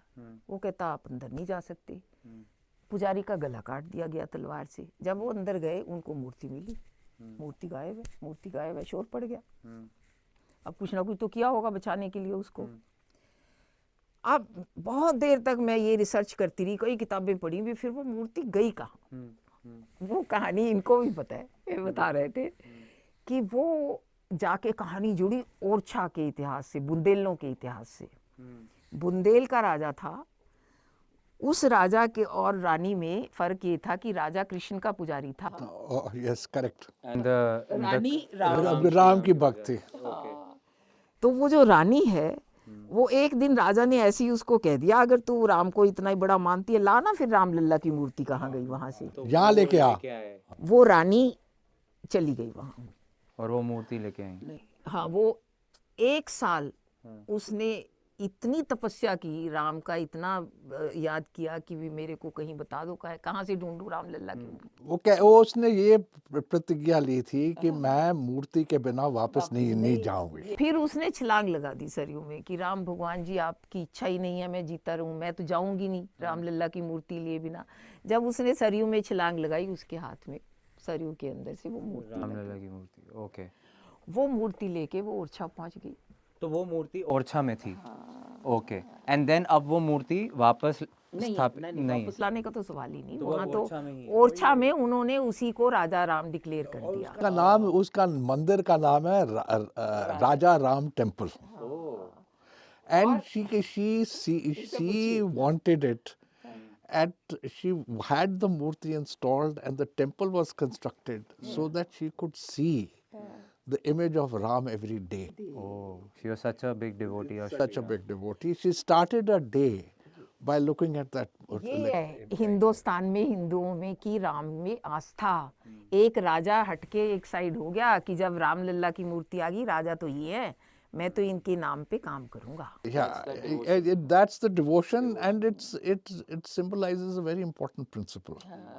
The principle is that one was Maryada Purushottam Ram, the man, who stands as an exemplary figure for us, an ideal of how a king should be, how a brother should behave, how a son should behave, how a husband should behave. On the other hand, he also represents a certain power which is ruling which controls the entire universe. जिसके ऊपर खंड ब्रह्मांड सब खड़े हैं. It is that unwritten law, that unspoken language, which which is controlling the entire universe. You can call it in different religions all over the world.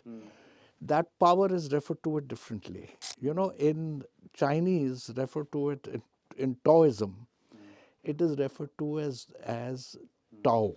That is the way. That, you know, the हुक्म जिसको कहते हैं, जिस हुक्म से सारी सृष्टि रची हुई है और खड़ी हुई है, ठीक है. हिंदुस्तान में, हिंदुइज्म में भी हम उसको मानते हैं. If you turn to the Christians, one interpretation is that it's called the word. That word which has created this entire शब्द जिसको कहते हैं, जिसने सारी दुनिया को, नाम जिसको कहते हैं, जिसने सारी दुनिया को रचा है. Right? So it comes in the Bible. In the beginning was the Word was with God, and the Word was God. Correct? So उसी को हम सब भगवान मानते हैं, उसी को पूछते हैं. So राम का जो मंदिर है, it has a special significance for not only Hindus but for devotees all over the world, people who believe in God. And Hinduism की सबसे बड़ी खासियत ये है that, you know, we accept everybody. It's all embracing. It's the most secular, most tolerant religion if you go to first principles. वो क्या है? That is, we accept कि you can worship God in any form. It can be sakar. निराकार.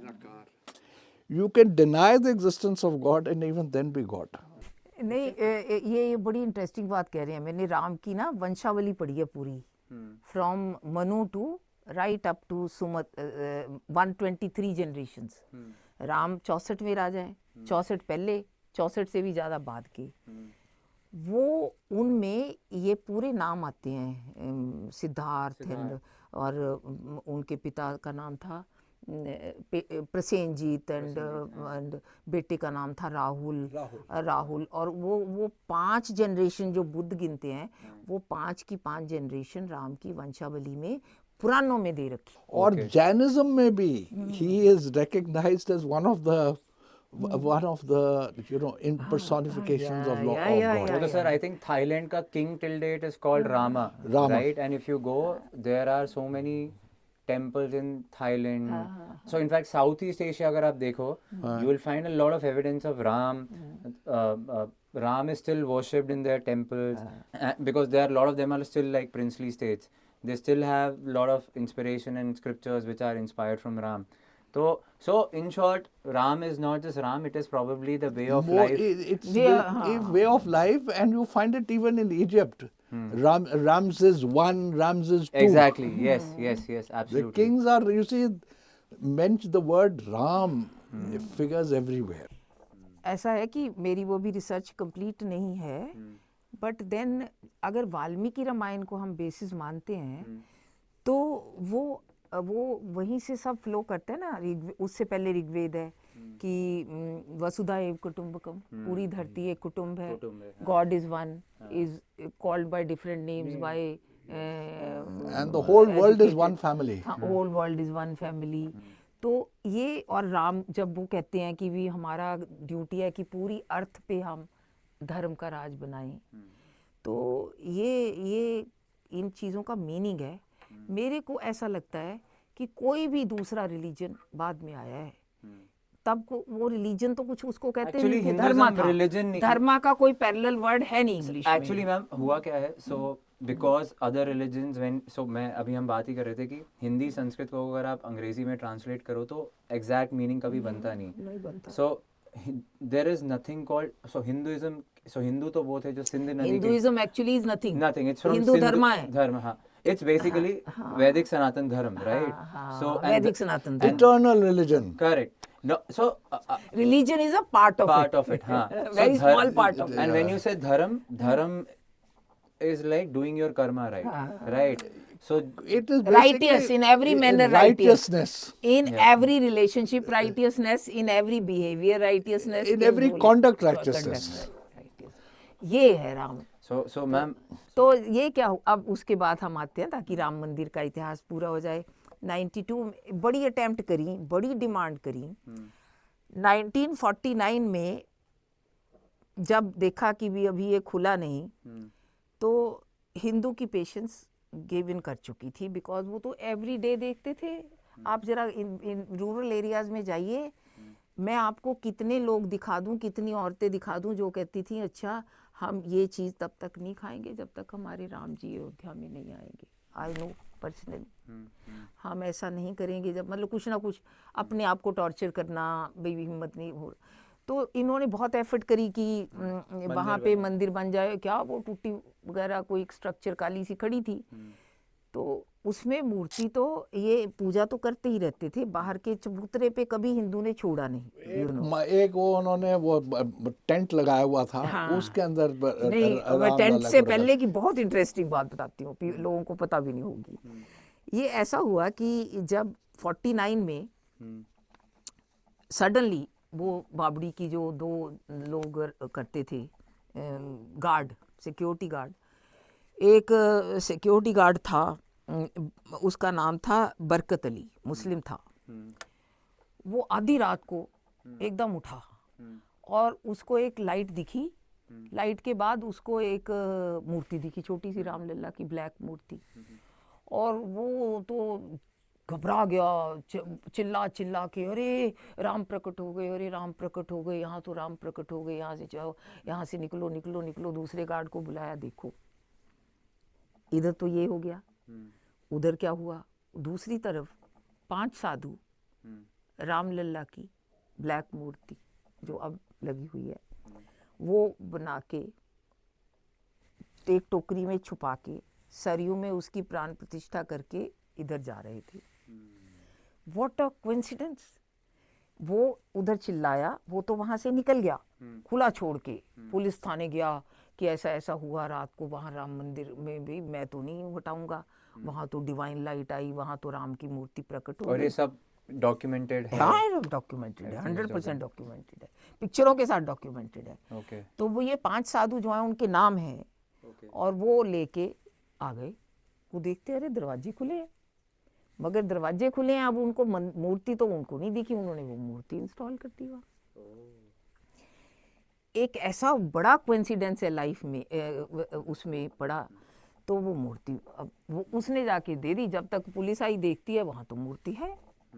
बरकत अली ने life time में अपने बयान नहीं बदले कभी भी, कोर्टों में कई बार और ये बुलाया गया। एविडेंस कोर्ट्स में है, सारे कोर्ट्स में? कोर्ट में है, ये कोर्ट के ही ऑर्डर से मैंने सारी एविडेंस निकाली है, इलाहाबाद हाई कोर्ट के ऑर्डर से। अभी तक जितना भी आपने बताया ये या तो साइंटिस्ट द्वारा रिसर्च किया गया है, या हमारे कोर्ट्स में प्रूव, या आर्कियोलॉजिकल एविडेंस एविडेंस है। एग्जैक्टली। हाँ, यहाँ आर्कियोलॉजिकल एविडेंस आ गई। आर्कियोलॉजिकल एविडेंस में 2002-3 में की रिपोर्ट है, सबको पता है। डॉक्टर मनी उसके हेड थे, डॉक्टर मनी मेरे एडवाइजर भी थे मेरी इंस्टीट्यूट के। उनकी रिपोर्ट को हमने देखा, 33 पुरातत्व में आई है, पूरा पुरातत्व उसी का है। तो उसमें साफ लिखा है कि ये तो मल्टी लेयर है, नीचे एक मंदिर है काले खंभों वाला, उसके नीचे और स्ट्रक्चर है, उसके नीचे और स्ट्रक्चर है।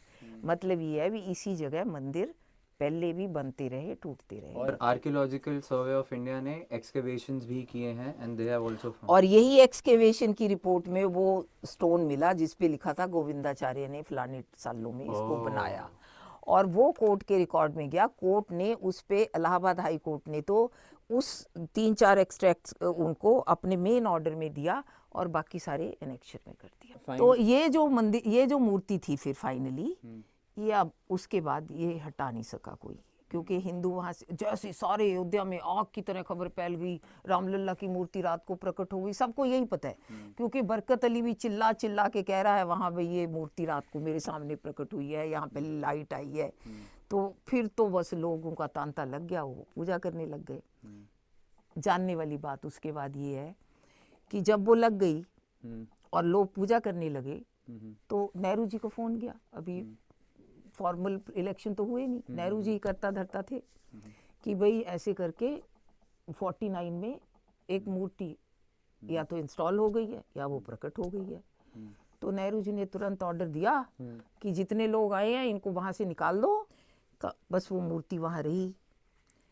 अब अगर आप देश के हर हिस्से में जाएं, मैं बहुत ट्रैवल किया है, तो हिंदुओं के मन में जितनी आस्था और रिस्पेक्ट राम की और राम की अयोध्या की और मंदिर की है, वो किसी चीज़ की नहीं है।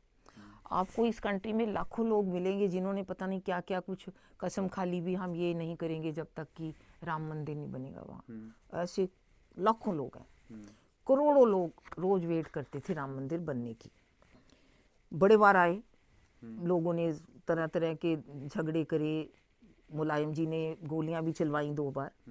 फाइनली वो 92 में प्लानिंग करके आए, मेरी जजमेंट में कुछ भी हो अदरवाइज वो कोई हथियार नहीं लाए, कोई इकट्ठे नहीं आए, वो अयोध्या में अलग अलग जगह छिप गए। रात को सब जब बाबरी फिक्स मस्जिद, टाइम पे अच्छा। बाबरी मस्जिद के ऊपर चढ़ गए। उनके पास कोई छोटी खुरपी जैसी चीज़ के अलावा कोई बड़ी चीज़ कुछ नहीं थी। उन्होंने सब ने फैसला किया हुआ था भी एक एक ईंट उतारेंगे, साथ ही ले जाएंगे, इसलिए वह मलबा कोई नहीं था। तो उन्होंने, मगर सबसे बड़ी बात यह है भी आज तक किसी को नहीं पता भी कौन उसके अंदर घुस के फिर मूर्ति को उठा के छुपाई, ताकि उसके बाद वो उसको रामलला को तो रखेंगे ना, तभी तो मंदिर बनेगा। तो वो सबको पता है किस्सा, भाई उस टाइम 92 में 6 दिसंबर 1992 में की रात में बाबरी की स्ट्रक्चर, वो मस्जिद तो उसको कहा नहीं जा सकता, उसमें कभी पढ़ी नहीं गई नमाज। और ये मंदिर में ये लोग उसको जालियां लगाई हुई थी, वर्शिप करते थे डेली। अब वो मूर्ति को इन्होंने उठा लिया और वो सारी मस्जिद के एक एक ईंट सारे कार्यकर्ता ले गए, ज़मीन खाली हो गई। खाली ज़मीन पे वो बैनर बनाने के लिए जो कपड़ा लाए थे उन्होंने उसका एक टेंट बनाया, उस वहाँ पे मूर्ति इंस्टॉल कर, उसके बाद वो मूर्ति उसी टेंट में रही। और आज इस कंट्री के झगड़े इतने हैं कि उस टेंट के ऊपर कभी किसी ने टेम्परेरी मंदिर भी बनाने की परमिशन नहीं दी। मतलब इतनी हिंदू आस्था हट हुई। फिर ये झगड़े आपको पता ही है, अभी इलाहाबाद हाई कोर्ट में गया 92 के बाद। इलाहाबाद हाई कोर्ट की जजमेंट आई 2011 में, और वो 2400 पेज की जजमेंट है, 3 वॉल्यूम्स में है। हर एविडेंस को इतना झूठ बोला गया कोर्ट के सामने, इतना झूठ बोला गया कि कोर्ट भी तंग आ गया। वो कहते हैं everything is wrong, archaeology report भी गलत है, जियोलॉजी रिपोर्ट भी गलत है, एंशिएंट टेक्स्ट भी गलत है। पर फाइनली उन्होंने करा 3 हिस्सों में 3 हिस्सों में किया, करा। मगर ये जरूर कहा भी जहाँ राम लल्ला है वो राम की ही जगह है। फिर सुप्रीम कोर्ट चले गए। सुप्रीम कोर्ट ने 9 नवंबर 2019 को जब फाइनल ऑर्डर दिया, तब ये बना और अब ये मंदिर बन रहा है। अब आप ये देखिए कि मेरा मानना ये है कि हिंदू आस्था इतनी जुड़ी हुई है कि जब वो जरा सा प्रॉस्परस होते हैं तो मंदिर बनता है, या कहिए जब मंदिर बन गया वहाँ तो वहाँ वो prosperity है। हिंदुस्तान में प्रॉस्पेरिटी आ गई। जब मंदिर ढह गया, वो हिंदू ढह गए, तो वो पॉवर्टी आ गई। तो अब ये जो मंदिर बन रहा है इतने इतने बड़े स्केल पे, कि मंदिर भी बड़े स्केल पे भव्य, और एयरपोर्ट भी, रेलवे स्टेशन भी, होटल वालों की लाइनें लगी हुई हैं, ये सब है। तो अब क्या फ्यूचर हम देख रहे हैं इसमें, ये कोई कल्ला मंदिर थोड़ा ही है। ये आपको मैं रिक्वेस्ट करूंगी कि हरदयाल जी, हमारे हरदयाल जी बताएंगे कि इसका क्या इम्पैक्ट है, इकोनॉमिक सोशल इम्पैक्ट, और क्या फ्यूचर है इसके बाद। Hardayal sir, I think we've spoken a lot about current India's state of economy, how we've been doing, and since, or what I believe is, as ma'am rightly said, कि मंदिर आता है तो इकोनॉमिक्स आती है, राइट मंदिर आता है तो प्रॉस्पेरिटी आती है, और मंदिर गिरता है तो, एंड हम सबको पता है कि आज इंडिया में temple economy is about close to 3-4 billion dollars, और हमारी जीडीपी का 2-2.5% कॉन्ट्रीब्यूट करता है. Coming to the most important point, right, from Ram we came to Ram Mandir to finally Ram Rajya, which is being established. Or if I have to understand Ram Rajya in economic terms, right, and now I really want to switch to the entire political landscape and economic landscape of UP.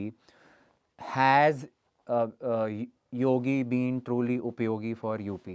That's my first question. And how will this temple economy change the entire face of UP? So, thank you very much, Pratik. And I think we are both very grateful to Saroj for the very wonderful exposition which she has given. And she has great knowledge, great depth of understanding. And she has given us the entire background, the entire history of Lord Ram and the importance that he has. Suffice it for me to say only this much, that Lord Ram is not just a figure of history whom we revere, but a great symbol of, values which we all cherish. And these values are universal. They're applicable to everybody. Lord Ram is God himself. So he protects everybody, those who believe in him and those who don't believe in him. He is equal. Lord Ram belongs to all of us. Now that he will finally have a home, what is the significance of that, and what can we say about Yogi Adityanath, who is the current Chief Minister of UP, and under whose aegis this temple has come up, along with all the support that he has received from our Prime Minister, Narendra Modi. Now, before I come to answer your question, I would just like to talk a little bit about Yogi Adityanath. You see, he has had a remarkable career. He is the son of a forest god, a forest guard. Forest guard, yeah. Forest guard, और ये इन्होंने छोटी उम्र से ही बहुत leadership qualities दिखाई हैं. पहली बात तो ये है कि he is again another symbol of upward mobility in our Indian society. That, a man like him, a person who comes from such a poor background, can rise to become the Chief Minister of a state on his own merit, without any help from any quarter. कोई सिफारिश नहीं, कोई patronage नहीं, कुछ नहीं. No dynastic support. ठीक है? Now, he is, let's say, when he was 10 years old, he stood up in his village and told people, don't mess around with my cows, Okay. because they are very dear to me and they stand for a certain symbol which I cherish. True. Now, you may agree with him, you may not agree with him, but he showed that he can take a position and defend it. Correct? And he sincerely believes in whatever he believes in, he is ready to defend. That's a very great quality.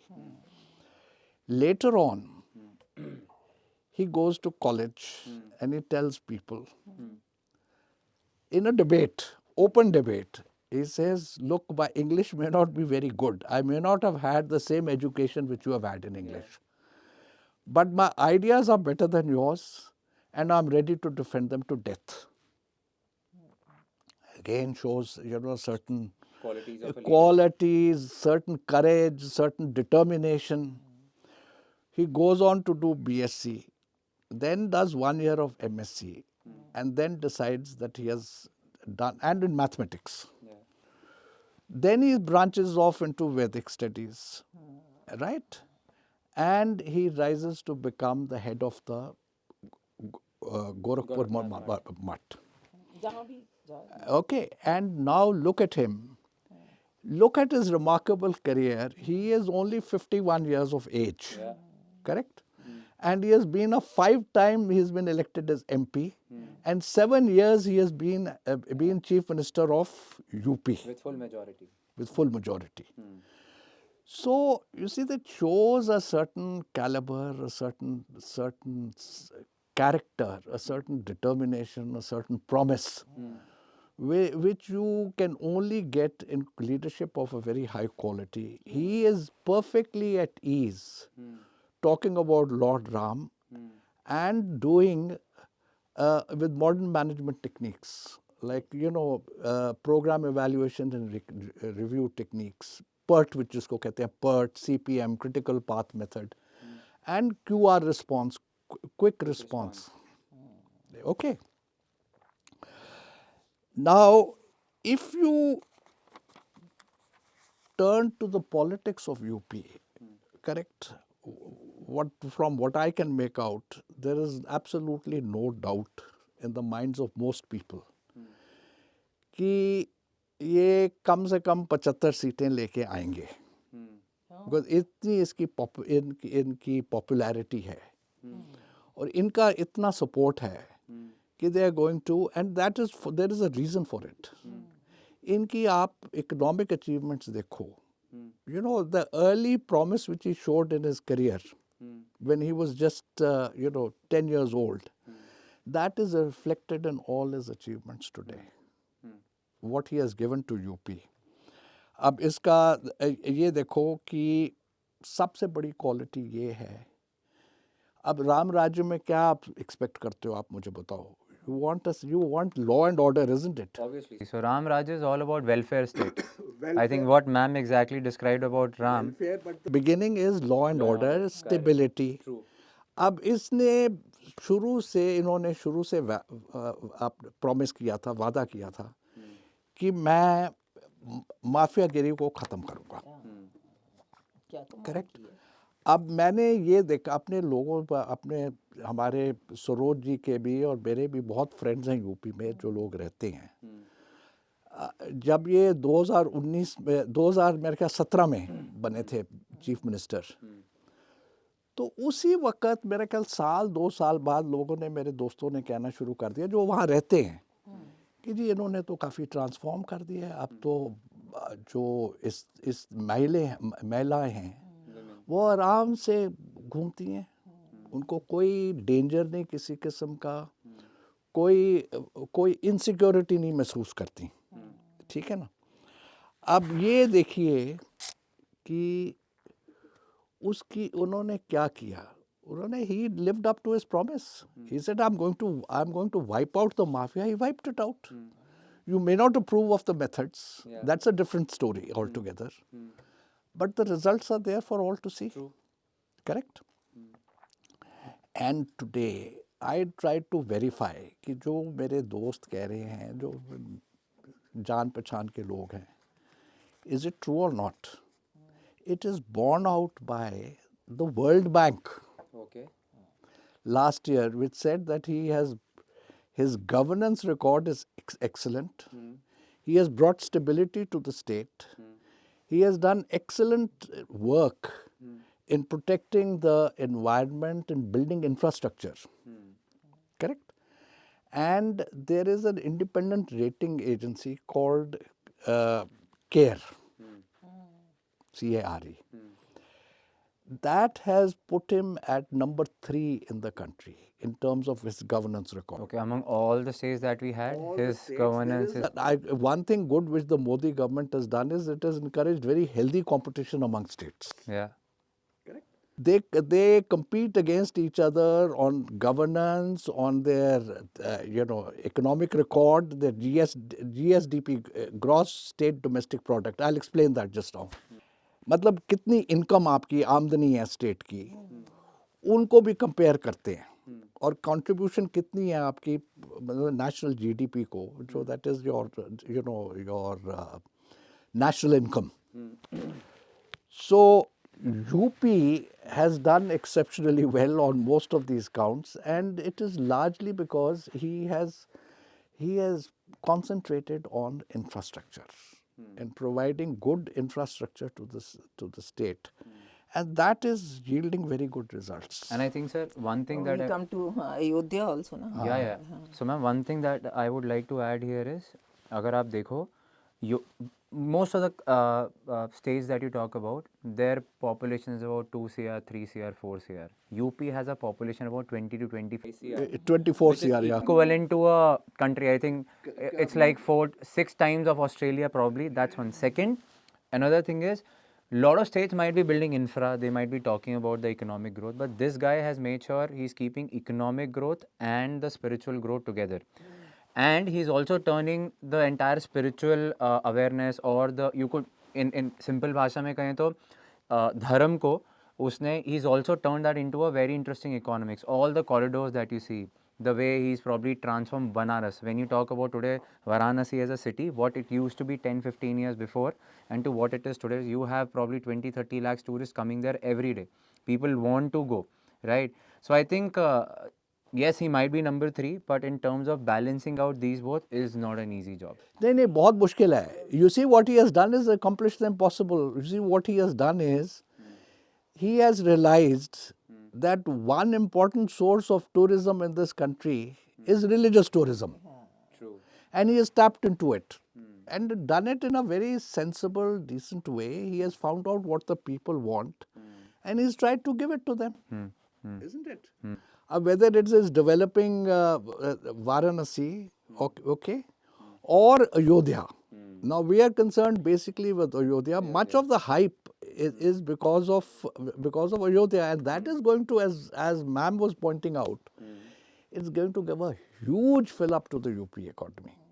You know why you ask me? Why would that be, sir? Because you see, people are queuing up now for setting up hotels. There is an international airport which has come there. There's a new refurbished railway station, correct? 23 trains. will be And working they here. are all, you know, people are itching to go there, correct? And they will be allowed to go there, and they will go and, you know, satisfy their religious yearnings completely. So, and there is nothing wrong in it. It has its own spiritual significance, which ma'am has already explained.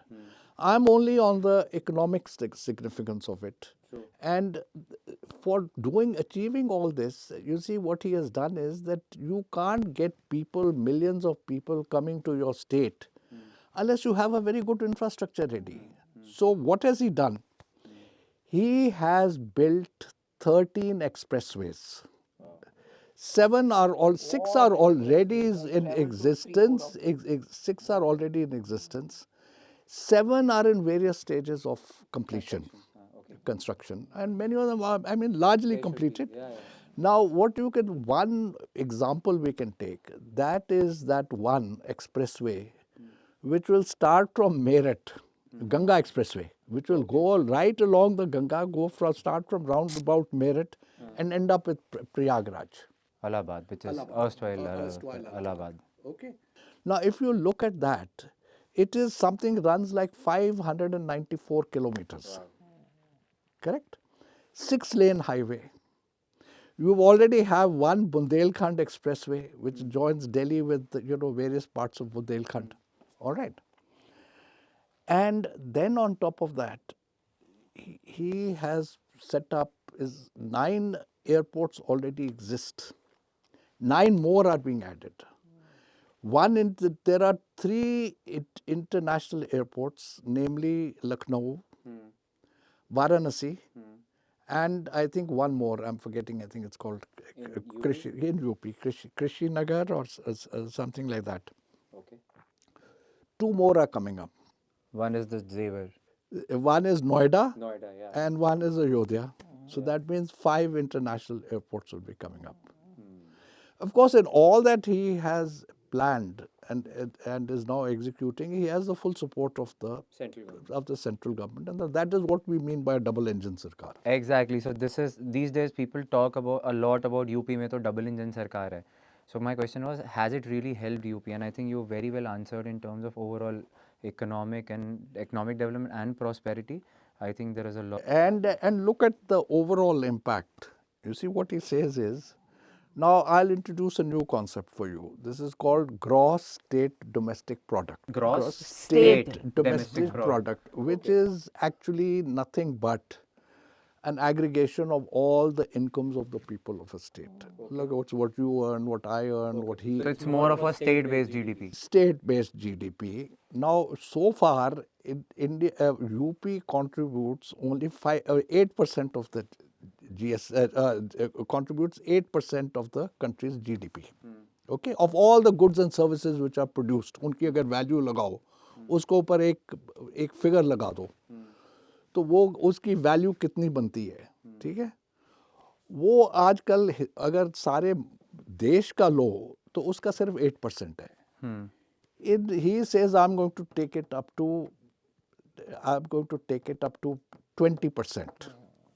Which is 1/5. 1/5. So what he says is, you know, if 15% of the country's population, 15-16%, is producing only half, is only contributing half of what it should. Correct? We are a liability on the country. True. I don't want that. We should be contributing more than our population. So I'm going to take it to 20%. So when India becomes a 5 trillion So economy, he will be contributing 1 trillion. 1 lakh crores will be the contribution of I UP. think this is what he recently. I would like to just suggest that what do you think a project like coming up like in Yodhya, ये बड़ी बहुत जबरदस्त contribution होगी sir good मैं आपसे ना before you answer this, बहुत लोग ये कहते थे आज से कुछ साल पहले while I was growing up and अभी भी कहते हैं वहाँ मंदिर बना देना चाहिए था, मंदिर बना के क्या होगा. And since you are talking of the economics part of Ayodhya and the Ram mandir, I would actually want you to tell, and as ma'am rightly asked, कि स्कूल तो बहुत सारे बन गए हैं यूपी में और बनते रहेंगे, but how will this Ram mandir have that, probably it will accelerate the UP's growth or the Ayodhya's growth. You see, I'll tell you one thing. One very important source of our GDP, which we don't realize, is tourism. और इसका potential बिल्कुल exploit नहीं हुआ country में. Correct? Tourism means what? It gives employment to so many people. You know, you set up a temple like let's say maybe not even Ram Mandir, maybe any tourist spot you create. उसके आसपास क्या होता है? किसी लोग आने लग पड़ते हैं. If it is popular, they come and start coming in large numbers. Now they have certain demands. Restaurants will come up, hotels will come up. They will demand people, so employment will grow. Now, how do you get people there? You have to build roads. You have to build, Railway network. railway network. You have to bring people by air. You'll be needing airports. Everywhere there are what is called a multiplier effect. One thing creates dependence of one sector on another will mean that there will be multiplier effects everywhere. Big people will come, थोड़ी सी shopping भी करना चाहेंगे, ठीक है? They will eat, they will shop. They will a little entertainment. People will want souvenirs. Exactly. Correct? So actually, a lot of economies in the world are depending very heavily on tourism, and some of them are entirely dependent on tourism. Like a lot of countries in Europe are heavily Dependent, like Italy, France. yeah. You know, they have exploited their tourism potential much more than us because they offer much better facilities. India में there is so much to see. हमारे देश में इतनी richness है, इतनी हमारी जो heritage है, वो it is something we can be so proud of. But we have never encouraged people to come, never, we never developed how we to never do that. developed it. We never showcased it to the world. Now that all that seems to be changing because I think our government has also realized, both our central government and state governments, you can't get very far in life without showcasing. You have to market. Marketing is a very integral part of tourism. So that is one thing, but there are other achievements also which he has. For example, because of the good infrastructure which is laid down, correct? A lot of industry is coming up. Like when you build an expressway, what happens on both sides? You will start getting industrial units. They're setting up industrial parks. They are setting up food processing parks, and they're setting up pharma and textile units. Both sides of the roads. So you can imagine how much development is expected in the times to come. So probably next half decade you will see. It will be UP will definitely be a different UP, and this is not just my opinion. You see, there is a publication called The Print. You must have heard Yeah, of yeah, it. yeah. Shekhar Gupta. Yes. He is no supporter of the Yogi or a Modi. Yeah, true. Of Yogi. Correct. But even he admits that Yogi Adityanath has transformed, has completely transformed the perception of UP as a Bimaru state. It is no longer a Bimaru state. From Bimaru, it is moving towards an Uttam Pradesh. उत्तम प्रदेश, उसका नाम उत्तम प्रदेश हो जाएगा. अब देखो और भी छोटी छोटी अचीवमेंट्स हैं. आयुष्मान भारत है. UP is number 1 in providing in health insurance to its people. Like for example, 1.80 crore families or 4.5 crore individuals are beneficiaries of Ayushman Bharat. And then there are other small things. The World Bank has also commented about poverty alleviation. Yeah. Now, since 2015-16, 3.4 crore people have been lifted out of poverty. And this is from UP itself. UP itself. It's actually one of the best performances. Around 2015-16, so part of the credit has to go to the earlier government, to be fair, but it goes up to 21. So a large chunk of the credit actually goes to Yogi Adityanath for doing this work.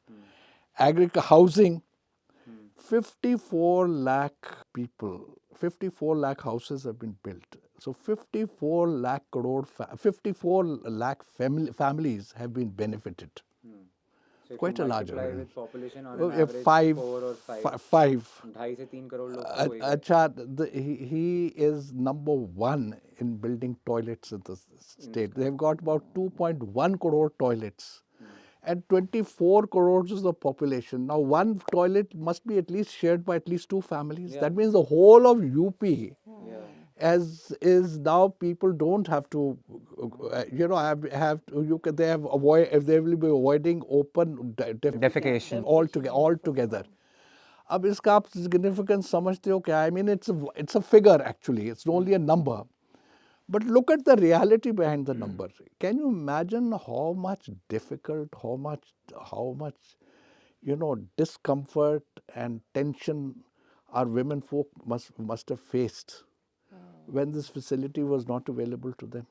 They would have to wait till dark before they could Yeah, I visit a think toilet. there's a lot of exploitation they had to go through. It's never been easy for women who didn't have access to toilet. I think significant population ke And today, there are other small statistics. UP is the highest producer of food grains, the highest producer of milk amongst all the states in the country. Highest producer of, let's say, food grains, milk, and then it's doubled its exports. It's got the largest number of small and medium scale industries, 96 lakhs. And you'll be surprised, you see, because of the stability which he has provided, basically. Everything starts from stability, law and order. That is what investors like. So he has been able to attract. In February last year, they had an investors conference where he was able to sign 22,000 MOUs worth 35 lakh crores of rupees. And I think UP will also have the largest cargo airport, which they are currently building to facilitate the trade. And so all these things and all this, now you can ask me one question which I think you must be having it in mind. How much is he spending? Is he going out of budget? Yeah. He runs a fiscal deficit of 3.5%, 23-24. That's it. Of the total budget which he has, that means he exceeds it by about 3.5%, which he meets through borrowing. Borrowing, which is not much, I think. Actually, it is within the acceptable band laid down by the RBI. So that is actually a very Yeah, and especially when you are turning around an entire state, because you only get return once you invest, you build infra, you bring people. So I think probably next 5 years from now, he did very well. He did very well in handling COVID also. So now the question is he bringing Ram Rajya? That is a question which I am going to leave open-ended. I leave it for you and Surojji to give your opinion, and for viewers to come to their own conclusion if they so want.